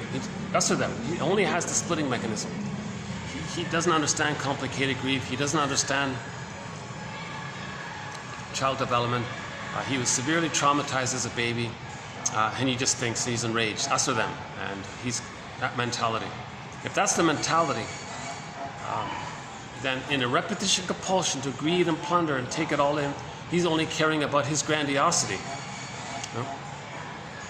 And it's insatiable, remember? Infinite. It's timeless, infinite mourning. It's repetition compulsion, no time, so it's infinite. It's going to keep on plundering, keep on greeding, short selling, plundering, omnipotence. Okay? He's in a repetition compulsion to replay the disappointment with the breast mother, to see if he can magically convert the stuff he gets to the breast, but it can never be done. Now, in the process of this, society is affected negatively by this, obviously. Okay, next one here. We may disconnect and project, disconnect, disassociate, disown. We may disown, disavow, project the disassociated parts of ourselves that we don't like onto others. So we don't like our vulnerability, our suffering, narcissism, greed, dishonesty, etc. So these are the roots of prejudice. So anything we don't like about ourselves, when something's repressed, we see it outward, and they say they have it. That's the root of prejudice, she says. Of course, material objects can never aspire to satiate greed. It is not in their power to reflect and recognize and mirror and see the subject in order to make him or her become a living person again. That's a good one, yeah. So the child felt emotionally flat. No trinket they buy, no shiny object they buy can mirror them, can be the good mother from the past that should have mirrored them. Okay? When the mother mirrors the baby, he feels alive, he gets his feelings. No shiny object can do that.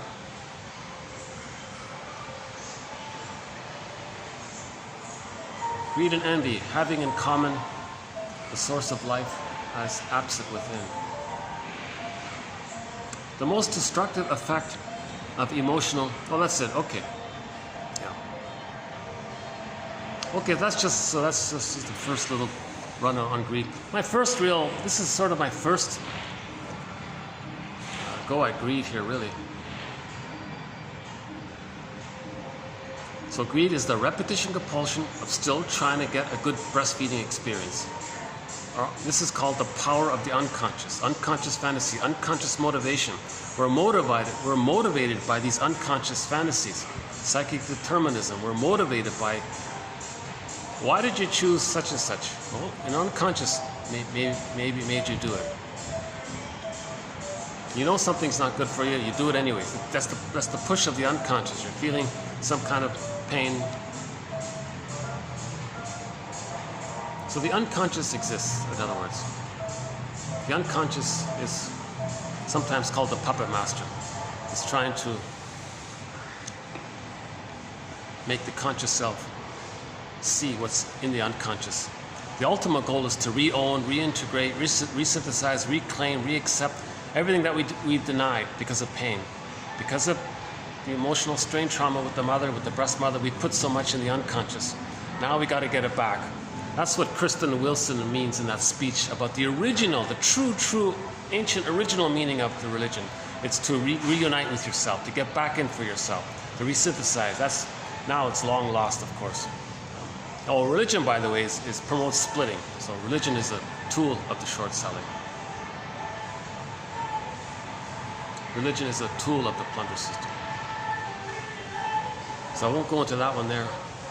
Okay, so that was 79. Let's do 2480. Maybe we'll do another video. I have to do an update on this one. I don't feel like I've done it anywhere near justice, this huge topic of greed.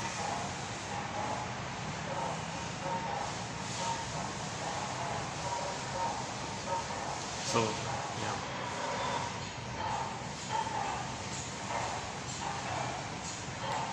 See, I think the missing element is dopamine and serotonin, right? Greed is the dopamine. You get the thing. It wasn't the breast from the past. It wasn't the needed breast from the past. So you don't get serotonin. So you don't get safe. Serotonin means you feel safe. You calm down. But it didn't make you feel safe.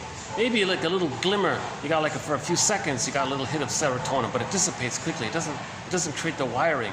So you get the thing. You're disappointed. The pain is still there. Repetition, compulsion, dopamine. So the person is conscious. So greed is very dopamine based.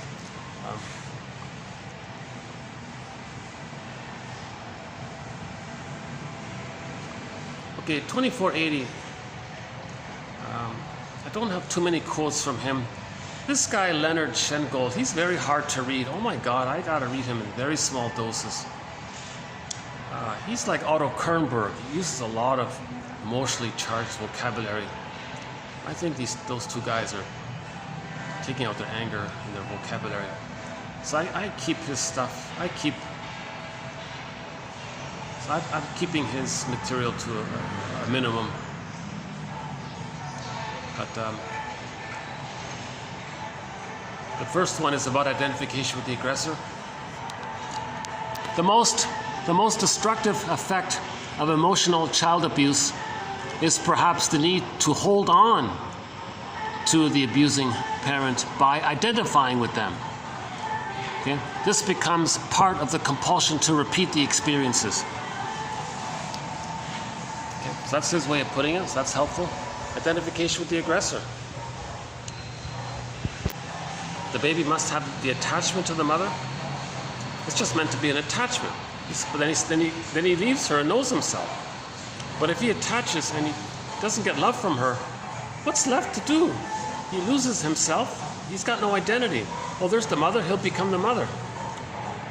So that's an attempt to have an ongoing attachment with her. Now, the baby thinks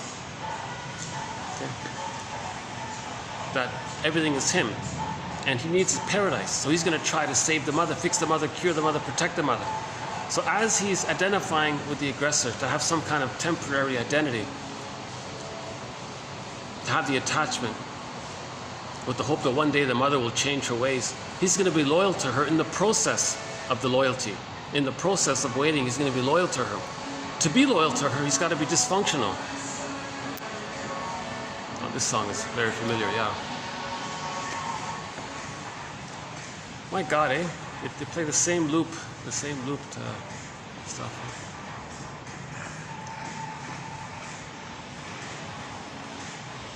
Yeah, I noticed now, maybe yesterday it did bother me, because now I'm reminded of how I was bothered listening to this stuff yesterday. Check out the last video, it was blaring up there, the part 1 and part 2.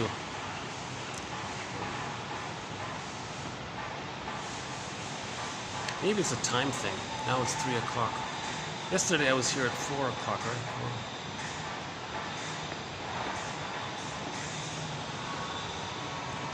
So there's a thing called unconditional hallucinatory omnipotence. The baby thinks he's everything. He's the universe. Everything's just him. He comes out of the womb. He's got to have his paradise continue. But it's not there if there's a problem at birth. But he thinks everything is just him. So he's trying to fix everything. He's trying to get his paradise back. So in the process of getting his paradise back, he's going to try to fix the situation so he can get his paradise back. But the situation is the breast, the organ. So he's trying to fix the organ, the breast, the phantom. Now he's got to try to accommodate the breast. Well, what do you need, breast mother? What do you want, breast mother? I need my paradise. The breast mother says, well, I'm anxious with you. I'm uncomfortable. Oh, okay, well, I'll sacrifice my feelings. So there's the failure. So the child failed. He couldn't do it. So he thinks he's defective. His identity is squelched. That's unconscious shame. Now, insult to injury, he's got to hallucinate that she's good. And to account for why he feels so bad, in relation to that, he thinks he did something wrong, hidden guilt. So unconscious guilt comes from there. So we talked about this. So guilt for identity, shame for the identity, and guilt for thinking that he did something wrong. So he feels unconscious shame and guilt around the mother because he failed to save her, and he thinks he's got to account for why he feels so bad if she's so good somehow. That's frozen, repetition compulsion. He's going to replay it, respin it, replay it, respin it. It doesn't work, so he's always feeling unconscious shame and guilt. You see?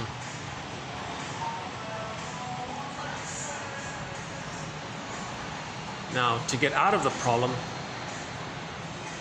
he'll identify with the aggressor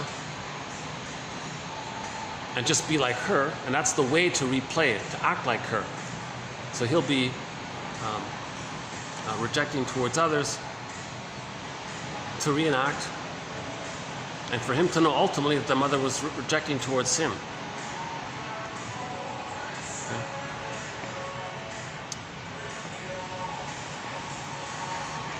It is part of it is it is frequently necessary for the child to turn for rescue to the very person who mistreated, who is misattuned to them, requiring the baby to adopt a maneuver of the mind known as the splitting mechanism. So the baby must go to the mother, but she's hurting him. He can't accept it, so he hallucinates a goddess breast mother. That's the splitting one. What has happened to these insecurely attached children has dominated their motivating unconscious fantasies. They're motivating. Unconscious fantasies have motivation, and they become subject to the compulsion to repeat the events of their emotionally abusive past. These unconscious fantasies, that's what's driving this. It's this compulsion to repeat the painful past. No time doing it again and again. So in every new situation, from their point of view, there's no there. There's no there and then. There's only here and now. So they're just doing it again and again. Okay? So if there was a failure at the nursing, well, repeat it again. Well, what's symbolic mother? What's symbolic goodness? What's symbolic value or material or money or what's something that's supposed to feed me or take care of me or nurture me? Well, material and money does these things. We'll get it. Does it work? No, it didn't go. It didn't zoom. It didn't change the past.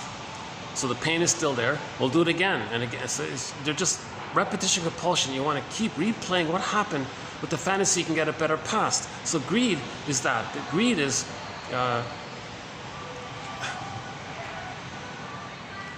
see everything out there that's symbolically good as the breast, get it in, own it, with the fantasy that you've somehow zoomed into the nursery and got fed properly and nursed properly and held and attuned properly.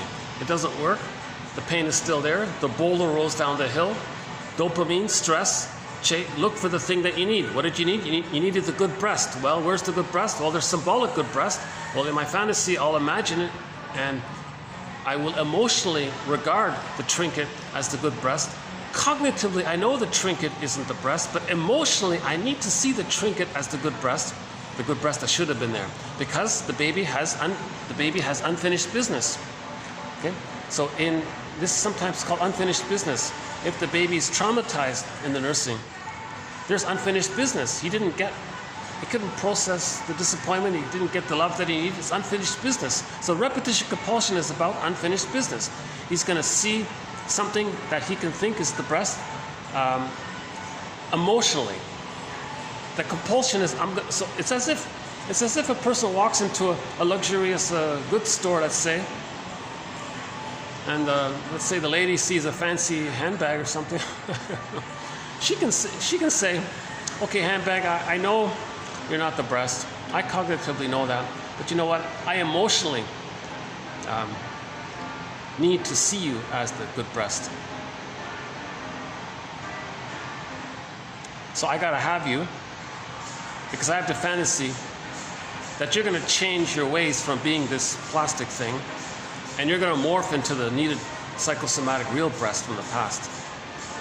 That's this compulsion to get out of the pain of the past. So they have all of these fantasies. These fantasies are wildly unrealistic. It's called primary process thinking, pictorial thinking, pre-verbal thinking, Alice in Wonderland. We're motivated by these kind of things, right? So the lady doesn't need that fancy handbag. Yeah? She already has a dozen of them, let's say. She doesn't need another one. But she's repetition compulsion. She wants to get something that she could emotionally relate to as a breast and have the fantasy that it'll morph into the needed good breast. Now, in the process of doing it, she may get like a moment of gratification because in the fantasy, she does think that emotionally. So she buys the thing, oh, I got this thing, cool. Oh, it didn't work. The pain is still there, the psychic pain is still there. This drive to heal, this push to heal, this innate drive for healing. So there's the compulsion to heal. So they're going to go out, dopamine. Okay? We're looking for the thing that we needed. Okay? In the TV show The Fugitive, Richard Kimball, a fugitive from the justice he seeks. Okay? So the baby is an emotional fugitive from the good breast that he seeks. The good breast is seen symbolically from an unconscious point of view in material and matter and things and stuff.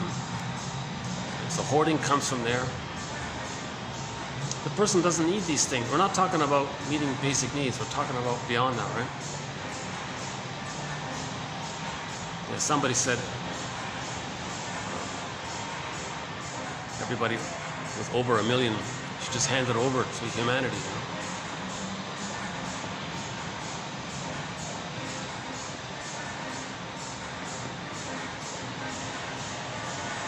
Yeah, but they don't trust anyone. That's the problem, right? See, you have to find some...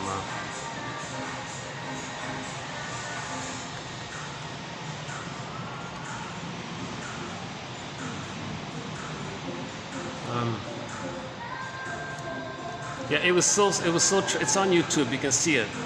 He's one of the spokespersons for the plunder system. He was trying to rationalize why 30,000 people die every day from starvation and malnutrition. Why billions of people are in poverty. See, he was trying to rationalize it. He didn't care. He didn't care. He's totally indifferent, oblivious to it. Okay?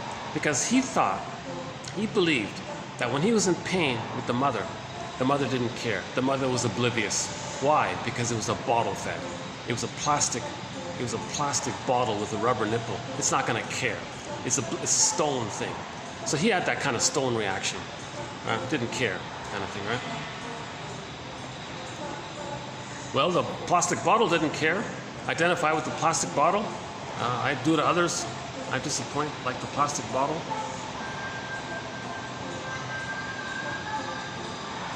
No, I'm the rejecting mother.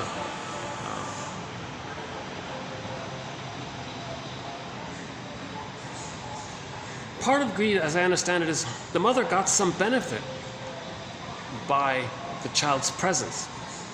She got some advantage. Okay? The baby was there to meet the mother's needs. Okay? It's not supposed to be like that. The mother's there to meet the baby's needs. But if the mother's using the baby to meet her needs, okay, there's the plundering, there's the the baby felt plundered, emotionally plundered by that. He identifies with the aggressor, and he wants to reenact. So he sees, I guess he sees himself onto the earth, I guess, and plunders the earth to say, look, see how what my mother did? The earth is innocent. Well, when I was a baby, I was innocent. I'm plundering the earth because my mother plundered me. I'm reenacting what happened. See, repetition compulsion is a powerful theoretical construct in psychoanalysis, you know. And I believe 1001 in this collection here, 1001 Windmills of the Mind. I think we have some of the best quotes in this area.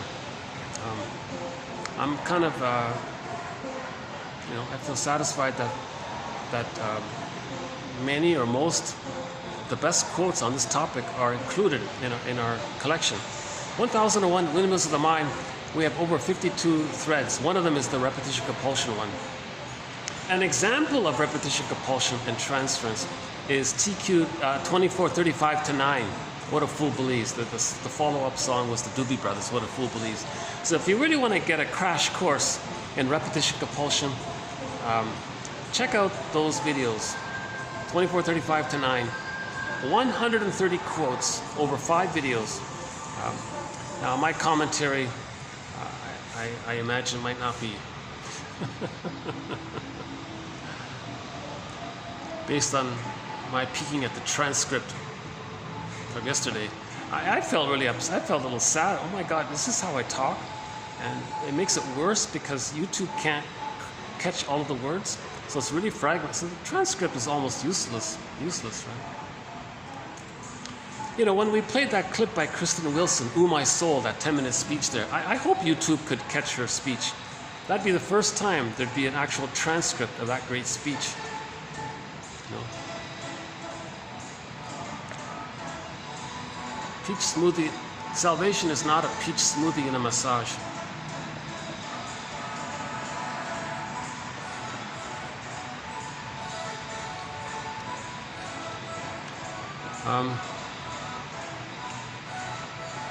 Yeah, so it is necessary for the baby to turn to the very person who's hurting him. What a painful double bind. The baby can only turn to the breast mother. He has nowhere else to go, but it's hurting him at the same time. How does he adapt? With that immense pain, manic defenses, the manic defenses kick in. Instruction. The manic defense, the splitting mechanism, good breast, bad breast. Denies one, hallucinates one, that's right. The template, goddess and demon inside. The demon represents his own rage. There is no demon, it's just a symbol for his own rage. He creates an image of the mother that represents his own rage. So later on, when a person says, oh, people such and such, oh, they're so dangerous and all that, they're such a dangerous thing. Oh my God, they're talking about when they were a baby, they were enraged at the breastfeeding. They were enraged at the bottle. There's an image in there of an enraging thing there. Then they project it outward. But projection is the means of seeing what's within. Projection is the method of bringing unconscious, repressed material to consciousness. You see? So when a person says such a thing like that, oh, person A or person B is so dangerous or something, that's code, that's a clue, that's a mirror to see that they, as a baby, felt rage. Yeah? Sarno, John E. Sarno says, physical symptoms represent infantile rage at being shamed by the mother. Check out John E. Sarno, either in our collection here. I think we did 4 videos on his work. By studying the transference, it is possible to establish what happened to the person in a way for the person to now accept what happened.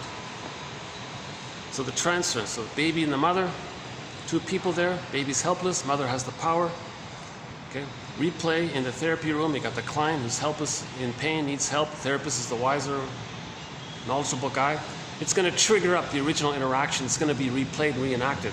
The therapist observes all this and makes interpretations.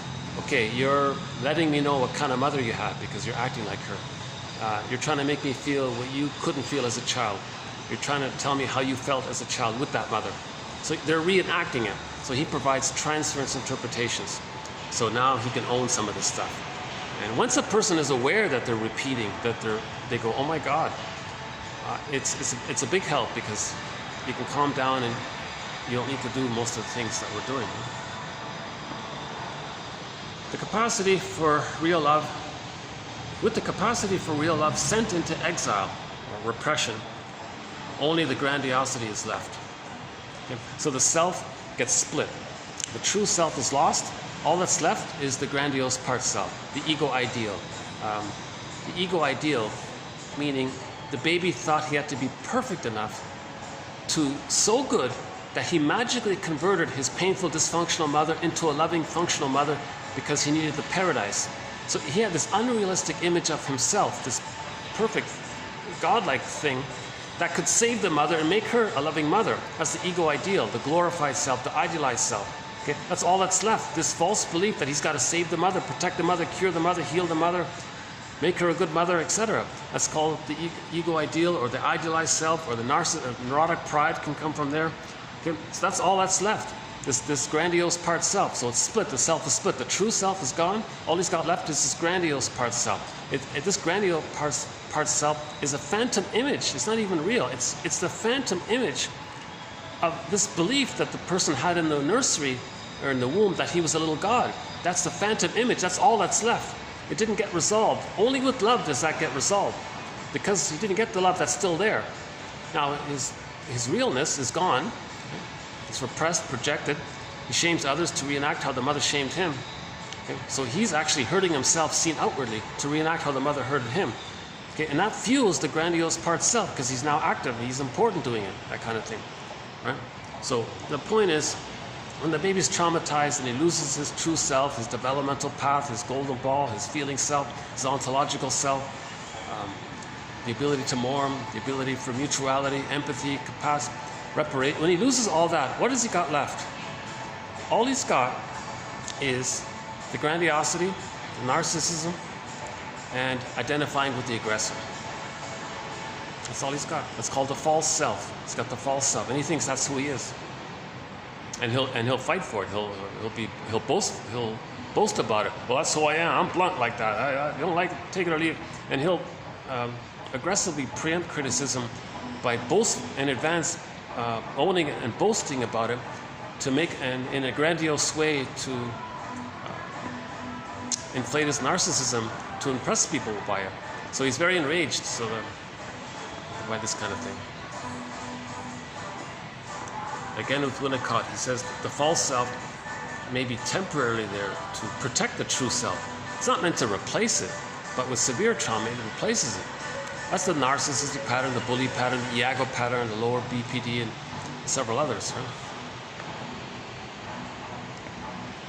So how does one find the true self?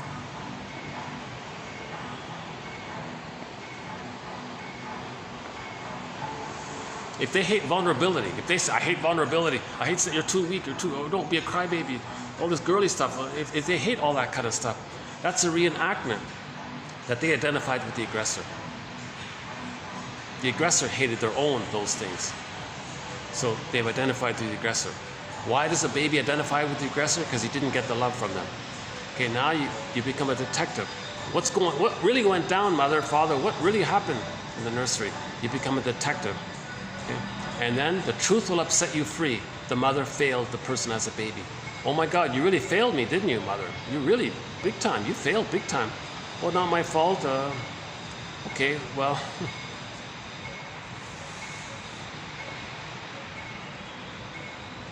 There's some truth to that, you know. So you gotta find a way to forgive our parents. Many women are victims of the plunder system, the short selling, the plunder system, right? You know, it's interesting, one of the leaders of the plunder system has an expression of his own activity. One of the leaders of the plunder system has a little cynical fun with what he's doing. Okay? He says, oh yeah, short selling, the dung of the devil, he says.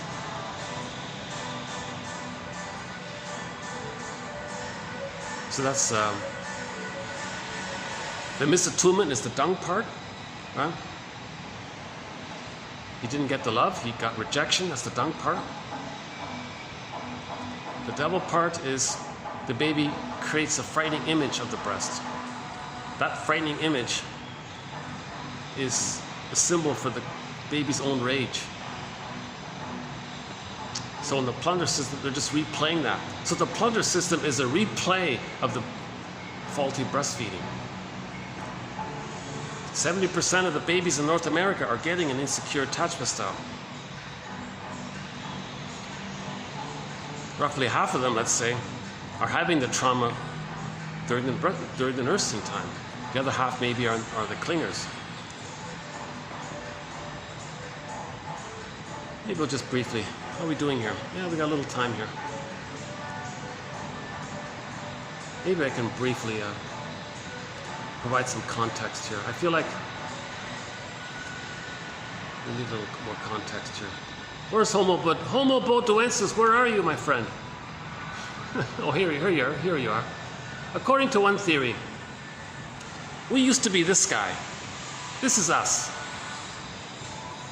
Before we were Homo sapiens, we evolved from what we were before. Before we were us, we were this guy. Okay, this is us. Meet you. How's it showing up here? Meet Homo botuensis.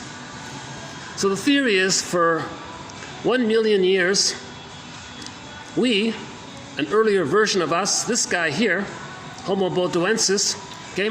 Now again, he's got no cortex, no language, okay? No concept of time, no conscious vocabulary, that kind of thing, right? But he roamed around in what we now call Africa for 1 million years.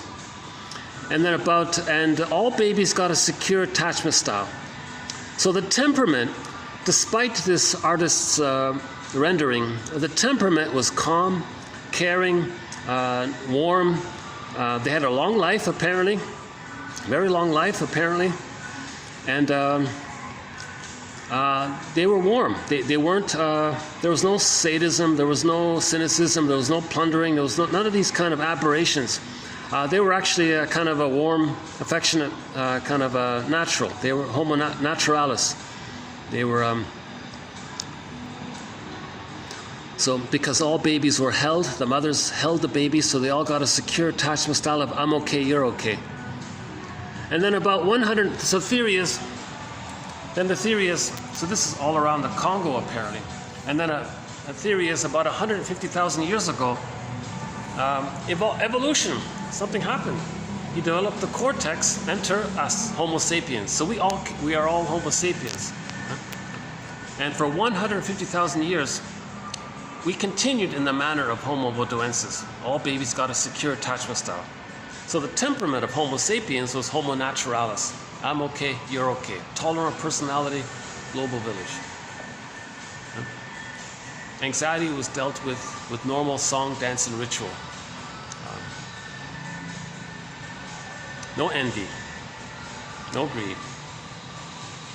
Somebody said, yeah, maybe sometimes there was jealousy in the relationships area, but it wasn't that bad.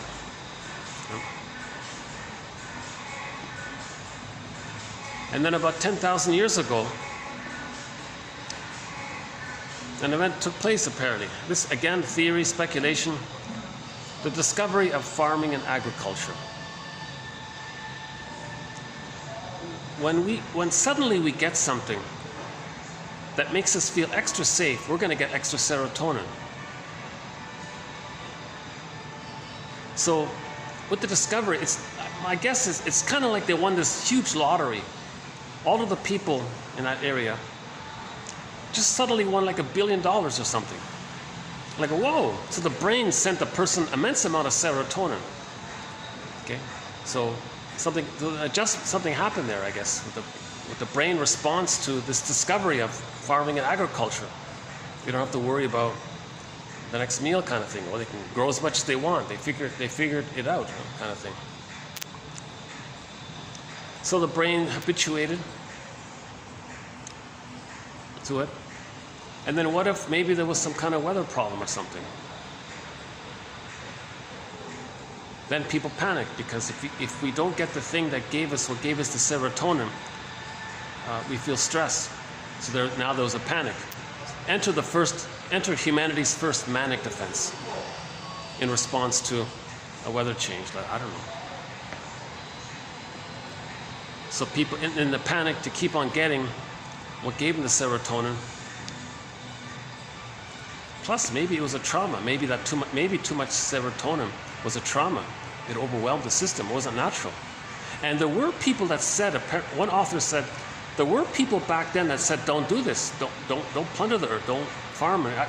It's not natural. It's going to upset the ecology of the system. Those were the indigenous people that we know today. They didn't believe in all this kind of thing. Right? They said, we can all live like nomads. Or I nomad at you and you nomad at me. So maybe the very act of the overstimulation, maybe that was traumatic. So maybe to master the trauma of getting too much serotonin, we're going to replay. Well, there's a theory. There's a new theory right there. Maybe we're going to replay that trauma. Get the stuff to give us the serotonin.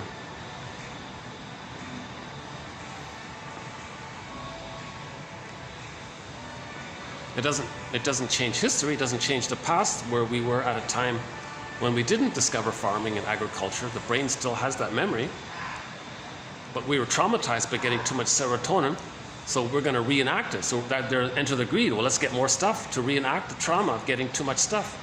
So the lottery was too much for the person, and they feel pain by it, so they want to replay it somehow by the greed. So maybe greed was born just out of the repetition compulsion, if we consider the fact that maybe the system was traumatized by too much stimulation in the brain with the discovery.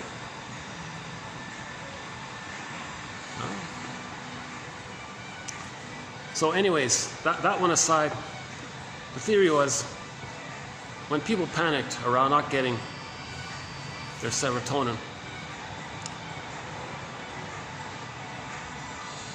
I don't know how it happened, because they had a tolerant personality, global village, kind to each other, one family, one big family back then. We're all still this one big family, actually.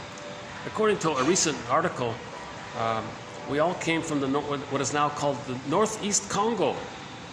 We can all trace back 30 to 50 times removed to some big family back in the Congo. We're all from that one family. We all live under the same sun because we're one. So we're all from the Congo, basically. We're all Congolese.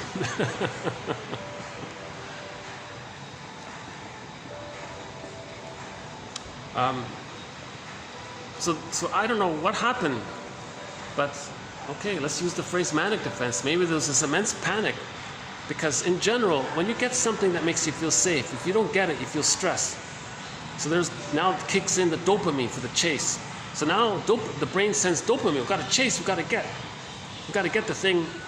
But the weather, we're losing it, so we got to hoard. So grab. Now the idea was to accumulate. Enter pillage. Okay?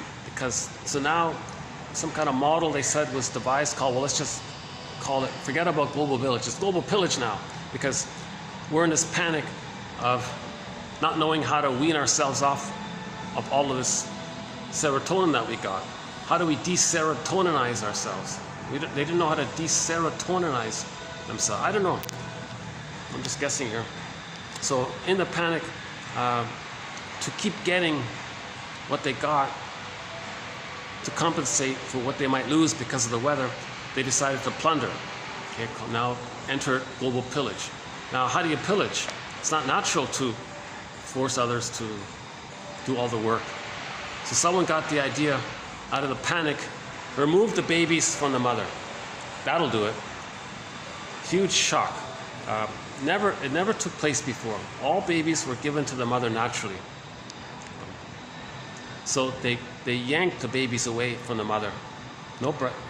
Just kept them alive. The baby felt immense shame. How does the baby cope with that birth trauma shame? He denies it, the bad breast image. He denies it, hallucinates a good one. Deep in his brain, it's goddess and demon. So he's coping with birth trauma with goddess and demon imagery. So birth trauma was created to have the psychological structure needed for prejudice, goddess and demon mentality. So the prejudiced personality was born. So we went from the tolerant personality to the prejudiced personality. Village to pillage, you need the prejudiced personality. So the prejudiced personality was forced upon the babies with the birth trauma, because the babies had to survive, so they came up with goddess and demon. Okay? Now, when people have this goddess and demon mentality, and when they were so hurt by the mother, the baby's going to assume the mother did it. Maybe they don't know that another person did it. They just think the mother did it. The first other is the mother. Now they're enraged at the mother, so they have an image of their own rage on the mother. So later on, why would someone care about an image that you project out that you think is going to hurt you? But that image just represents your own rage, you see. But in order to create a pool of poorly paid workers, he said. So we have a quote in there. I don't have it handy at the moment, but it's in our collection. In order to create a pool of poorly paid workers who will do all the work, you got to get some people to think good, us or them. Trauma does that. So after the babies were traumatized, a guy would come in and say, hey, we got to get that stuff on the other side of the river, but there's people over there. Oh, over there, we're here. Click, click, goddess and demon. Now, they don't care about them because in their fantasy, why would they care about their own rage? Especially when they think the others are enraged, but it's their own rage, but they don't get that. They just think the others are dangerous, you see? So what they don't, in that state, they don't care anymore because they're dangerous, but it's not true, they're safe. We're all one family. Yeah? So that's the aberration of trauma, the shock. That's the psychology of trauma. It takes like this. So the guy says, okay, they have stuff on the other side of the river. So now they feel, okay, well, we'll go there, get their stuff. Now we need a pool of poorly paid workers. So those people there, they'll do all the work. Enter poverty. Okay? So then poverty's man-made. So the poverty was created for the plunder system because they do all the work, right? And it's just been stuck in that mode. Yeah? So maybe humanity is just we're still in this repetition compulsion of trying to magically get back our minds that we were supposed to have before the overstimulation or the panic 10,000 years ago. I don't know. Gee, this is one of the... I gotta confess, this is sort of the first time I've had this place pretty much to myself. Yeah, it's nice.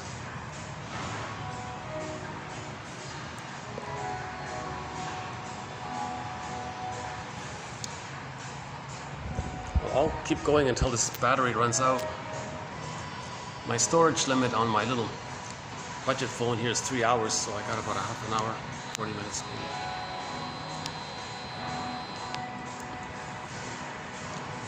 Okay.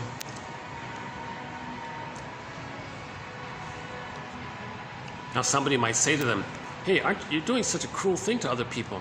Well, my mother did such a cruel thing to me. I want to reenact and show what my mother did to me. So the repetition compulsion. So repetition compulsion is going to be the fuel of the prejudice. It's going to fuel the prejudice.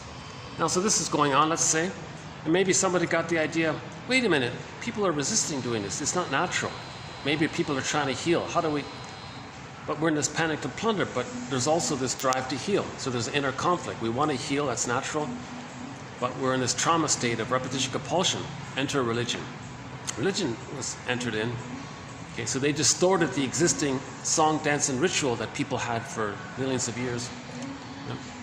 They co-opted it, twisted it or whatever, invented religion, and created some stories based on people's dream journals through the oral tradition. If people had dreams, told their dreams, I guess, and created stories of good goddess and demon. For the splitting, there's goddess and demon. So we created these stories based on people's oral dream journals. So now the religion was invented. Oh, goddess and demon. We'll tell you the story. Goddess and demon. Goddess and... So that's meant to entrench the ongoing use of the splitting mechanism. People are being conditioned to always just think in those terms to reinforce the splitting. Because in the drive for healing, the split images will come together. if people heal, they're not going to treat each other so badly. So religion says, no, don't heal. Religion is there, don't heal. We want you to be traumatized because we want you to have the prejudiced personality. Religion is a tool of the plunder system, or an arm of the plunder system, whatever.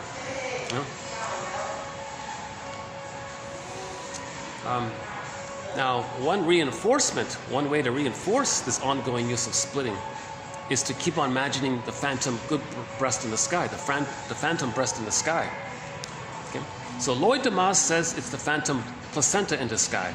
So he says, the speaker at the podium will say, implicitly, imagine your phantom placenta. You're missing your placenta, don't you? It was removed. And it's supposed to still be there. You're missing it. It should be there, right? Oh, here it is. I know where it is. It's up in the sky. Imagine the placenta in the sky. Imagine a cord. Imagine your line, a cord to it, connection to it. And it's going to eliminate your distress, and then, like the placenta eliminated the baby's waste. It's going to provide nurturance and oxygen and food and supplies to you. It's going to feed you and take care of you. Another version is, or the breast in the sky. The phantom, if we go with the phantom idea, oh, you missed the breast, right? You thought it was a part of you. I know where it is. It's in the sky. So it's called the sky god or something. And okay, it's there, it knows you, loves you, it's there for you, unconditional acceptance, it's sweet, it's bountiful, it's omnipotent, it's powerful, it sees you, it knows you. You go on and on describing the breast.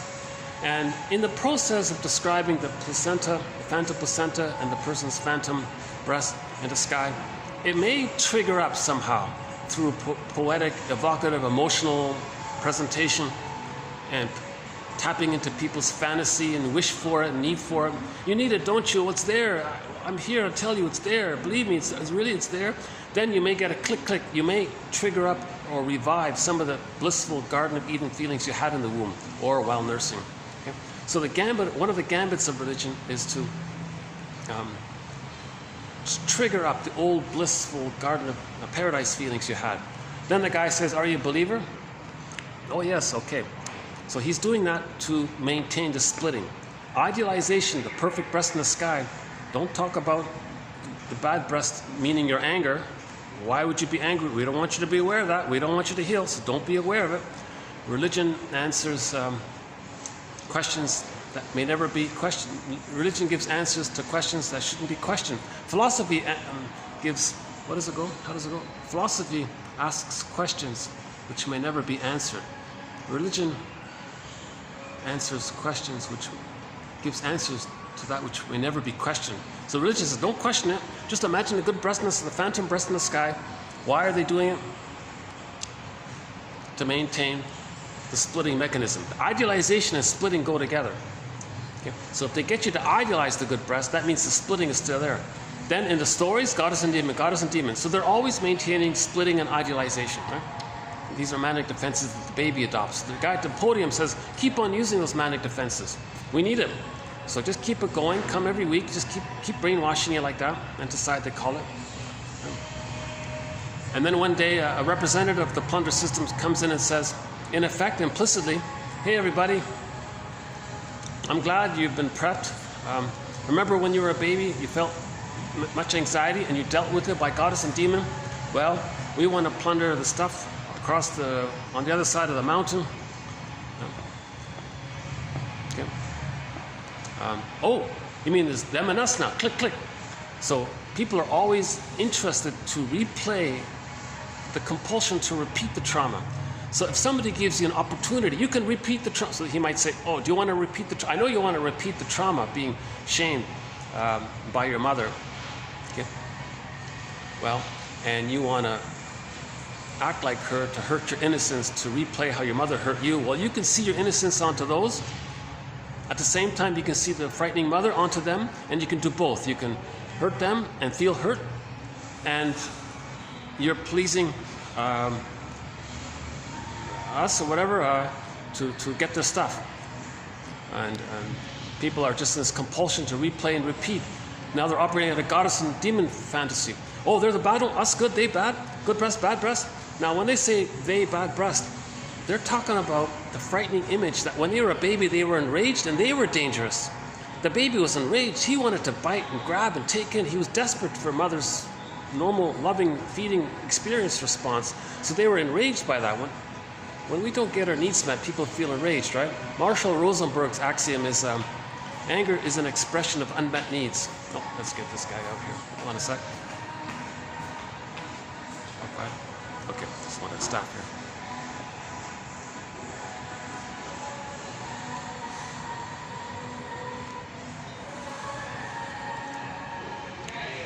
Okay, so part of the plunder system is the religion. Oh, hold on.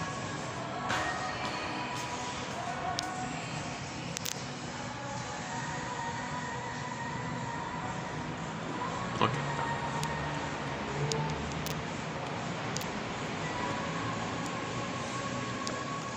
So part of the plunder system is the religion, the propaganda by the spokesperson for the plunder system, the short sellers, let's say. Dung of the devil. Jesus Christ. That's code. That phrase, dung of the devil, that's code. That's a symbolic code that the baby felt bad milk, like the baby felt the wrong feeding. So the dung is the wrong feeding, the bad words. Now, when people lie to you, the lies are symbolic of the bad feeding. So when people lie, one theory is that's a replay of the bad feeding experience. I'm going to feed you annoying rubbish, lies. Because when they were a baby, they got bad experience with the nursing. Okay. So short selling is the replay of the bad breastfeeding experience. So again, why are mothers so misattuned? Because the plunder system began with the removal of the baby. That's why we got to go back to homo naturalis. We want to heal ourselves. Barring emergencies, the baby's handed to the mother. Mother stays in the bed. Again, one suggestion on behalf of 1001 Windmills of the Mind. All mothers make themselves super comfortable, lie in bed, provide all their comforts. The husband makes, the family helps in that process. Let her be as comfortable and relaxed and as happy as possible. Let her lie in the bed. She doesn't watch violent movies. She doesn't read scary novels. She makes herself peaceful and serene. Lets the baby skin-to-skin contact the whole time. The baby's lying on the front, nursing as he needs. I think if the mother has to use the restroom, she might gently carry the baby to preserve the continuity. So she even carries the baby when she has to go to the washroom, right? And so for the first 4 to 5 months, that's the extent of the womb. At least, at the very least, if that can be done, right, most of the crime will be gone, most of the bullies, most of the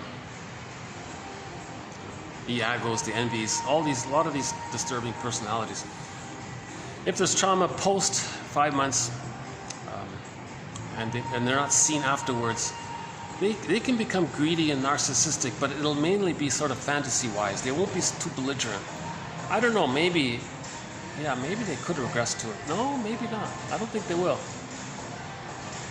I'm not sure. But I think it'll be a huge improvement if we don't have so many toxic, in pop culture it's called toxic masculinity. Not just for men, and women too. Many women have a toxic masculinity attitude. It's not just men. Reference Mariam Woodman's book. She said many women can be just as negative patriarchal as men. And the French have several proverbs about this area. Oh yeah, people are using the smoking area. Yeah, the smoking. Yeah, we don't have too many quotes about smoking, right? It's an oral issue, right? He's trying to comfort himself. Is the cigarette a nipple? I don't know. We don't really have many quotes on smoking and alcohol, that kind of thing. We do have emotional eating. Because emotional eating, the sugar, salt, and fat tricks the brain to send the person serotonin. See? The baby, when he's nursing, he's going to get serotonin by the safety. Then he won't be an emotional eater later on.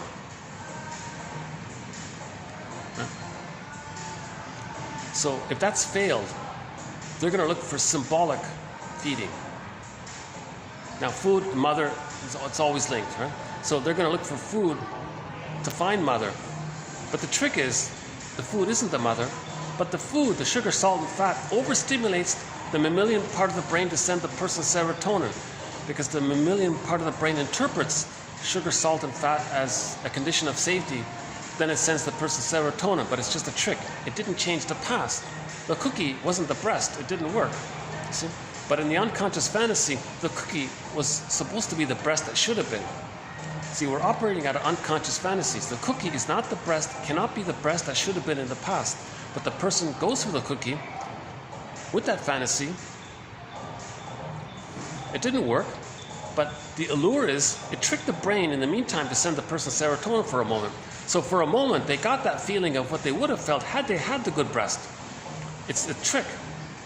So there's a seduction. They got the feeling of what they would have felt had they had the good breast by the trick of the excessive condensation of concentrated sugar, salt, and fat. The brain reacts like that, right?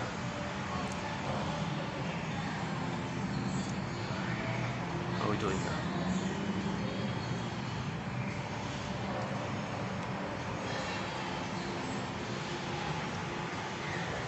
Anything else here? Hold on.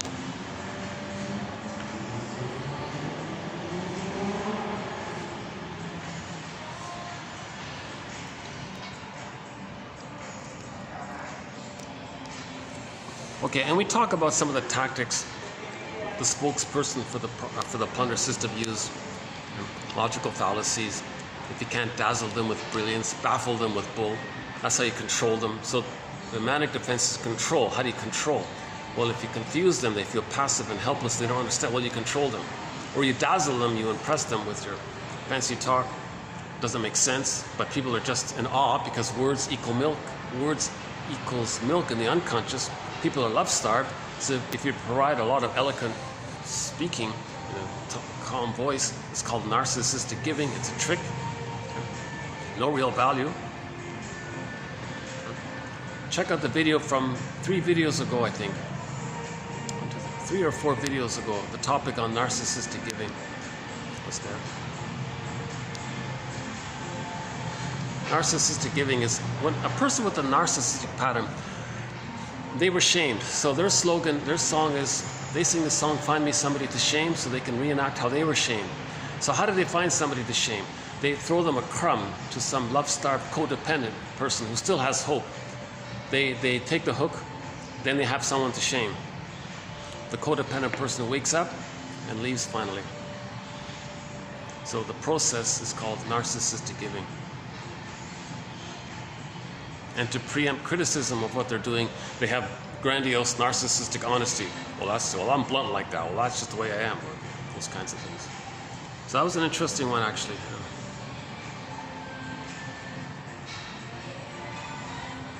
So yeah, okay. The work of Jane Elliott is part of the plunder system. It conditions people to the brain. By the way, I just saw. Oh my God! This morning, someone made reference to some kind of movie, some really low grade, one of these nonsense, awful movie. I only saw like the final clip, the final scene of it, because one shrink actually made reference to it. So I looked it up. I just saw like the final scene of that movie. Really bad movie. But you know what they did? They're still doing it. The prejudice brainwashing is still taking place. There was a group of people, and something bad was supposed to happen to all of them. Let's say there were 10 of them. 9 of them had a shade of beige tone of skin. 1 of them had a shade of brown tone of skin. They showed the bad thing happening only to the guy with the shade of brown tone of skin. And then they showed you a nice imagery of those with the shade of beige tone of skin.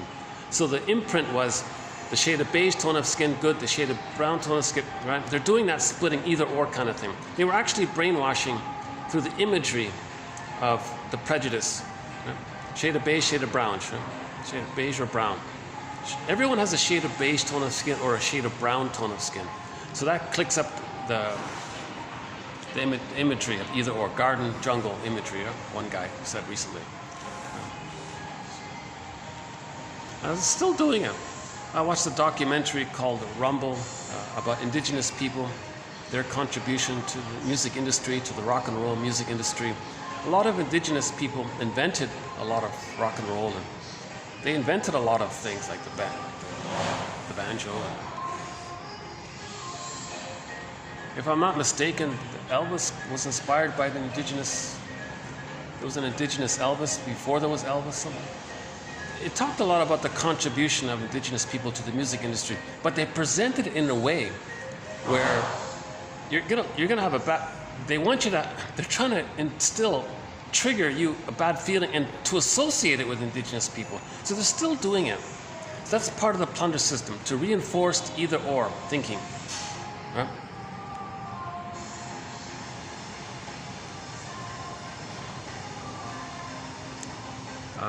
Education, TV, movie, propaganda, religion. So these are just some parts of our subthread called the sociological factors that contribute to prejudice. The main topic is prejudice. I'm not really going there with the plunder system. That information is widely available. A lot of experts can talk about that. No one needs me to talk about it. Right?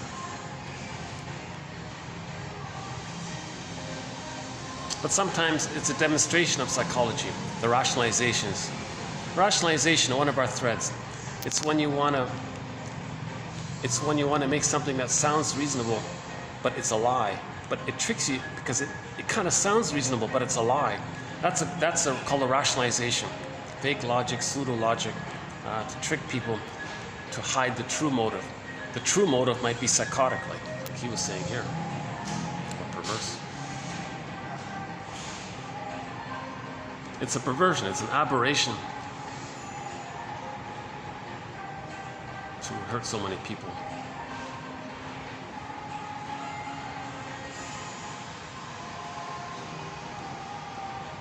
And then the proxy one. We started with the proxy one.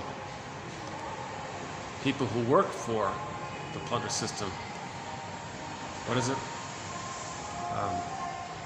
Disassociate their greed onto the organization and isn't there a documentary, the corporation is a psychopath or something? Okay, so the individuals in it are projecting their lack of empathy onto the motives of the corporation. Then they don't have to admit it within because it's projected outwardly. The outward is a proxy for within. So they've externalized what's within. You see.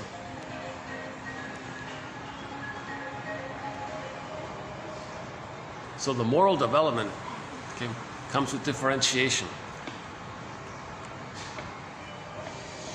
Empathy, morality, a lot of this comes with differentiation.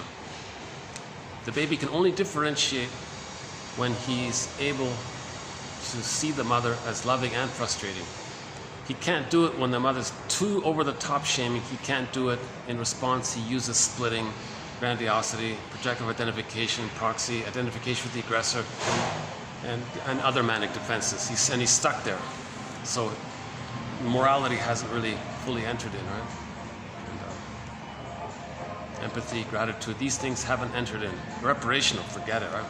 The narcissistic pattern only wants to hurt because they're just still they're in an intense battle with the mother in the mind who hurt them, and they're imitating the mother.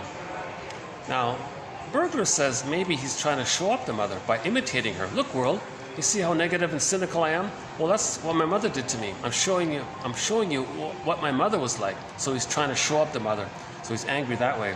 But Keeson says, no, not really, because you're not directing your anger directly at the mother. If you want to heal, you got to directly direct your anger at the mother. Pick up the phone. We got to talk. And she'll be stubborn, probably, or not. So immense healing can take place. Another suggestion on behalf of 1001, Windmills of the Mind, one we haven't mentioned in quite a while, is that on Mother's Day and on Father's Day, that those are their days to write letters to their adult children over 35 about the first 3 years. Come clean. The truth will set you free. It'll be an act of reparation, an act of healing for the recipient. The adult child reading this will be in tears because they'll go, oh my God, things make sense. Oh my God, they care about me to tell the truth. They really want me to heal. They're taking responsibility for this.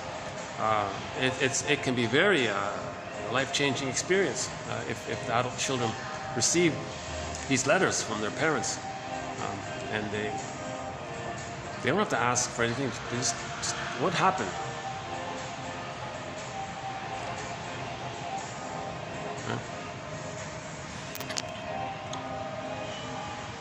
Oh, I forgot one here. Transitional object. Another one here. Okay, last quote here in today's batch. Transitional, the teddy bear thing. Look at the transitional object. It could be a teddy bear, or it could be other things for a person. The transitional object created and invoked to play a role in the service of the self without any regard for the object involved. Evocation of a proxy. So you notice that some kids might have a little teddy bear. They might just throw it across the room or something, so they can do whatever they want. It expresses their anger, it expresses the connection to the breast, but they're angry at the breast. So that's the transitional object. It's meant to be a transition. A link to the mother, but you're trying to separate from the mother. But this issue of how the child can treat the transitional object without any regard for it. So the transitional object was a proxy of the child's feelings and needs. The transitional object represented the child's wish for the mother. It was a proxy. Okay, I'm a little cloudy on it. I left it for the end. Let's just scrap that one. I'll leave it in the batch here, but let's talk about it some other time. I've never really looked carefully into transitional object, the teddy bear thing.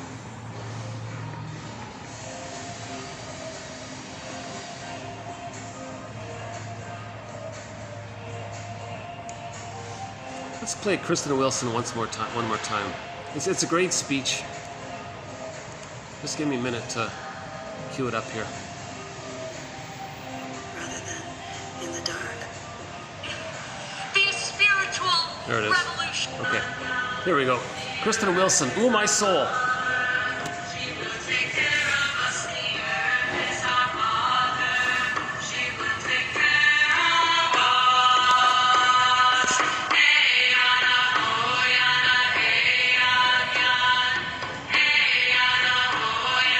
I want to get the volume as best I can. So let's do it this way. Brothers and sisters, we are gathered here to discuss what must, if we shall succeed, be a spiritual revolution.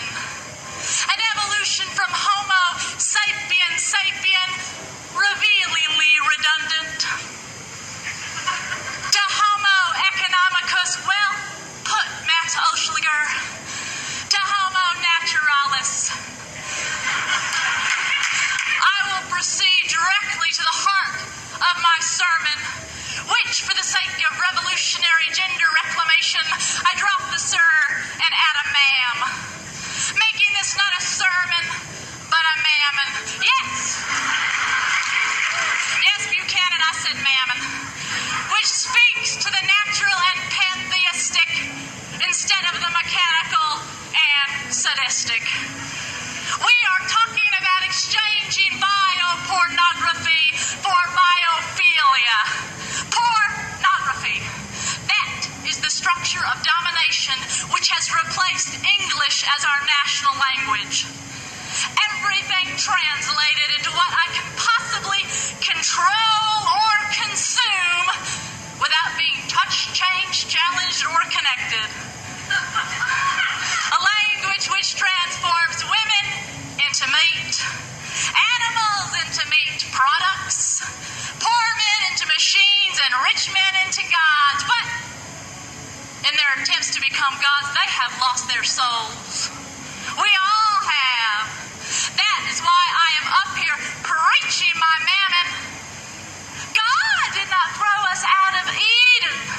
Brothers and sisters, we are throwing ourselves out every industrious day. That apple Eve ate was good. Sweet.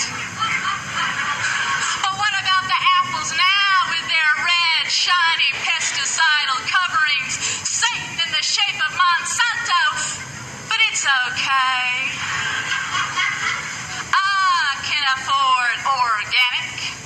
I am single, white, educated. I don't have children to feed. There will be poor with us always. Let them eat the pesticide-riddled fruit.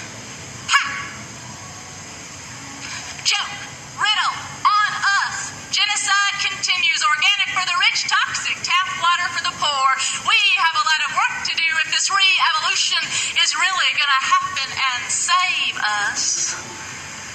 So, let us talk about salvation. And I do not mean a peach smoothie and a massage. I am talking about saving this planet and the people with it. How will we be saved? The environmental catastrophe appears overwhelming. We are afraid we cannot think our way out of this mess. Of course not. We must feel our way out. We must learn to listen with our hearts and our hands. If you are not in your body, you are not making sense. Literally.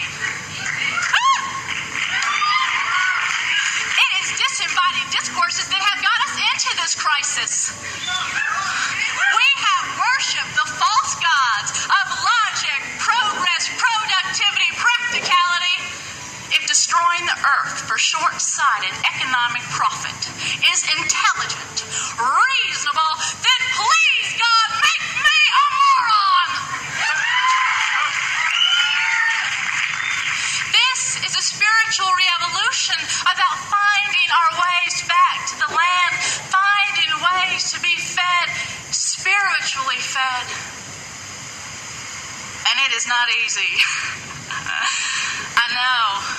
I myself have strategized on ways to make my plans fit their pathology. I have walked through the shadow of political expedience. Once I had a campaign I thought I'd do this whole campaign about changing the environmental reference to this earth, from Mother Earth to Father Planet. Yeah. You see how I read all those, those bumper stickers that were out, those with the green earth globes that said, "Love your mother." And I despaired. I knew there was no hope. And I'm not even referring to the irony of having pro-planet language on the back of a car. Hallelujah. I am referring to the slogan, "Love your mother." It won't work.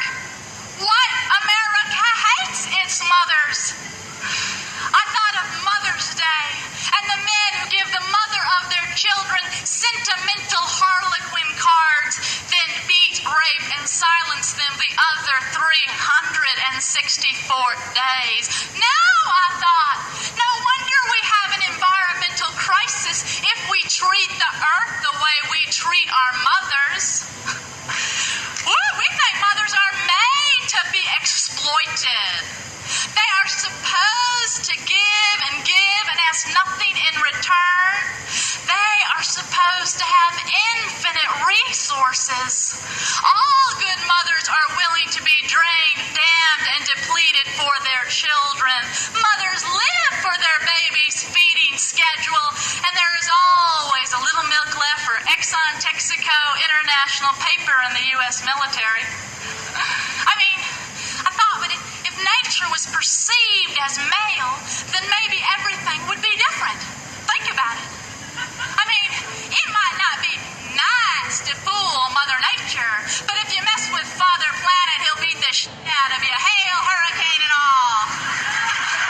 Yeah, and then maybe environmentalists would get the respect they deserve. No longer mamas, boys, and girls. Maybe they would be treated like real men, and the real women who love real men. A name changed to Father Planet is not enough.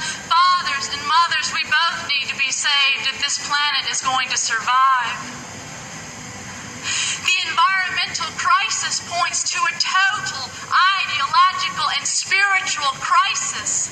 Including the earth in the economic equation is not enough. We are destroying the earth for reasons that are bigger than economics.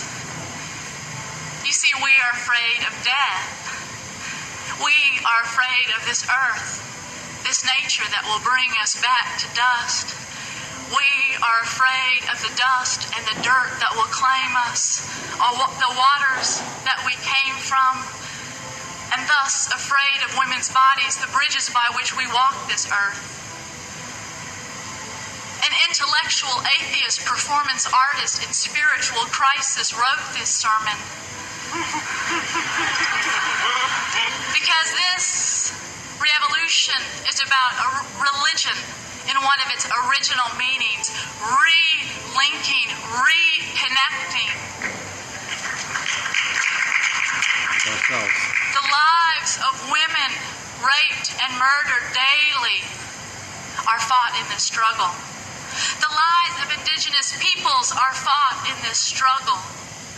The men and women lost in the empty addiction of power, these infantile gods, Grandiosity. will grow into their souls if we win. We must win. Confront the manic defense. If the pioneers had a manifest destiny to colonize, control, and consume, then the pioneers should have a manifest destiny to decolonize, create, and commune.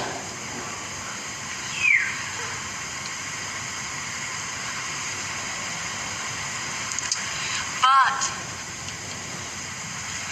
this must be a spiritual re-evolution, not just the environment separate and distinct from its home and all and everything.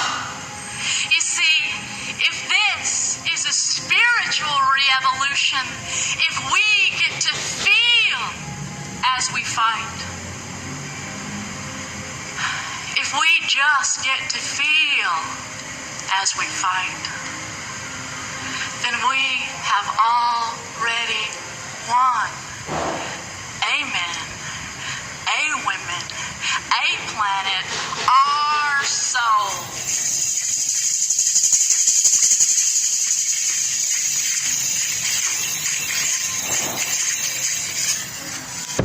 That reference about the dust and all that, the mortality one. See, in trauma, they don't understand time, so they live forever. So to acknowledge mortality, that's differentiation, means you're acknowledging time. But in the unconscious, people think like emotionally, well, there's no time. So a sign of healing is to accept mortality, right? I think that's where she meant by that. The infantile gods, that's interesting, that's the grandiosity. So confront the manic defenses. It's a phantom image. The baby wasn't a god, but the person created an image of them as being one. That's the irony of it all.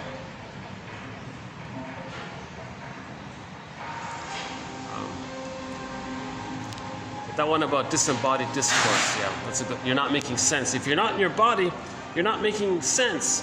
Literally, you're not making sense. You're not in your sensual. You're not in your body. The sensation. You're not there. You're disassociated. Your false self, all of mirrors, solipsism, these kinds of things.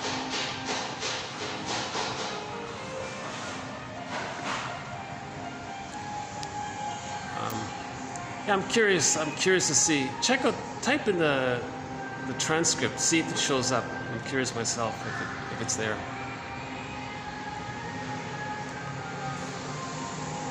Okay, what else?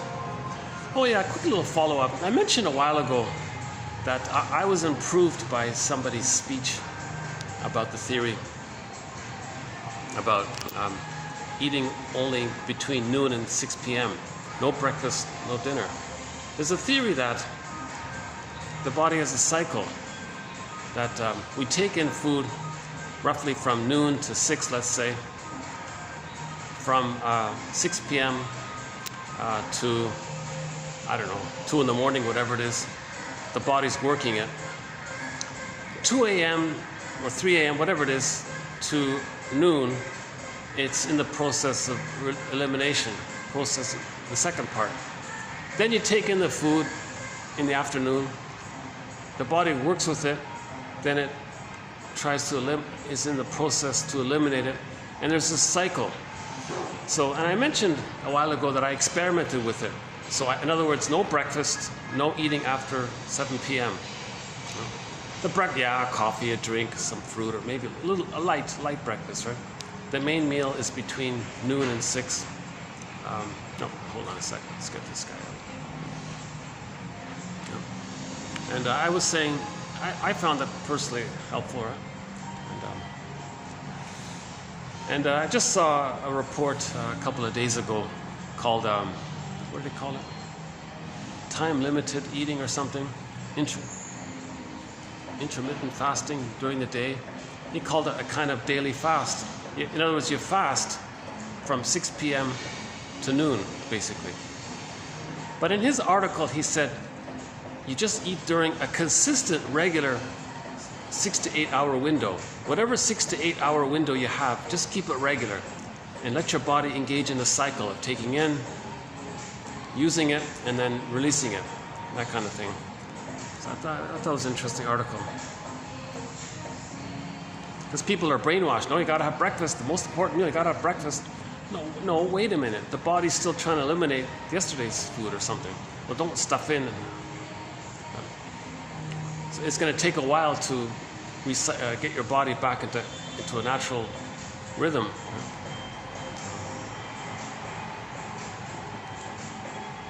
Again, I'm not a nutritionist, I'm not a doctor. That's my disclaimer again. I have a humble BA. I'm the compiler of the quotes. One quote said, if you want to learn something, teach it. So in my anxious, imperfect teaching, I'm trying to anxiously and imperfectly learn it. Psychoanalysis. Looking for an egg in a basket that's missing. The egg is the new life, the feelings, the potential. Well, we need but the basket's missing. We got to make the basket. The safety, the knowledge. The knowledge leads to the safety, the knowledge. That's the basket. These quotes are building the knowledge. 52 threads, weave a basket, and some feelings can come in. Okay, let's wind down with a song here.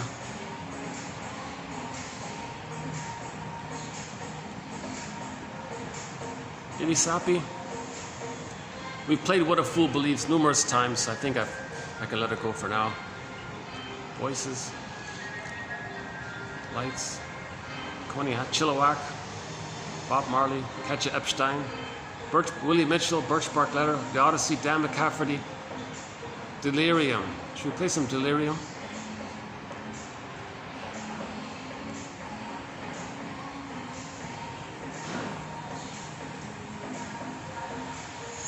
Hold on, what else? Something we haven't played in a while. Let's see.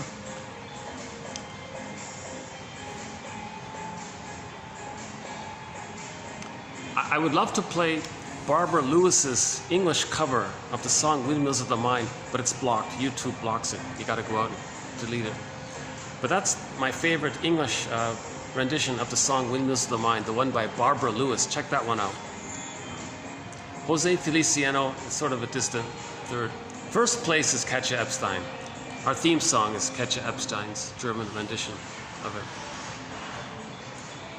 Beatrice Deer, one of our musical voices, Beatrice Deer. Willie Mitchell, as is Willie Mitchell. Willie Dunn.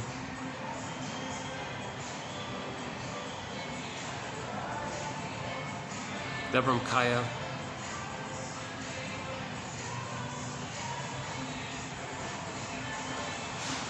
Enough Love? What about Enough Love? Okay. Dan McCafferty, one of our musical voices, Dan McCafferty, has a song called Enough Love. And I think in that song he was saying he healed greed. Because he got enough and he accepted it. He felt that he could accept something. He accepted his vulnerability. In the narcissistic pattern, we don't accept vulnerability. We shame vulnerability. It's ours, seen outwards, so we shame others' vulnerability. and you're just stuck in this compulsion to shame others, meaning you're self-seen outwardly.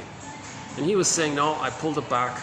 I accepted my vulnerability, and I accepted the reality of kindness in my life. And then he felt satiated, enough love. So he got enough love. So this song might be in relation to our topic of healing greed. 2019, it's a live version of it by Dan McCafferty.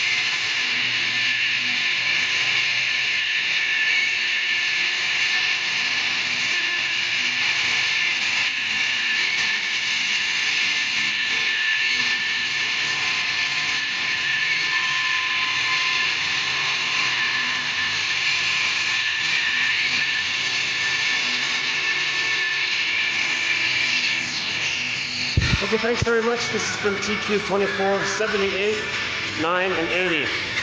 We'll add more quotes to our various threads, including this new one here on greed. Needs a lot of work, I know. We'll get there. We'll have some more clarity on this topic. Thanks very much. Until next time.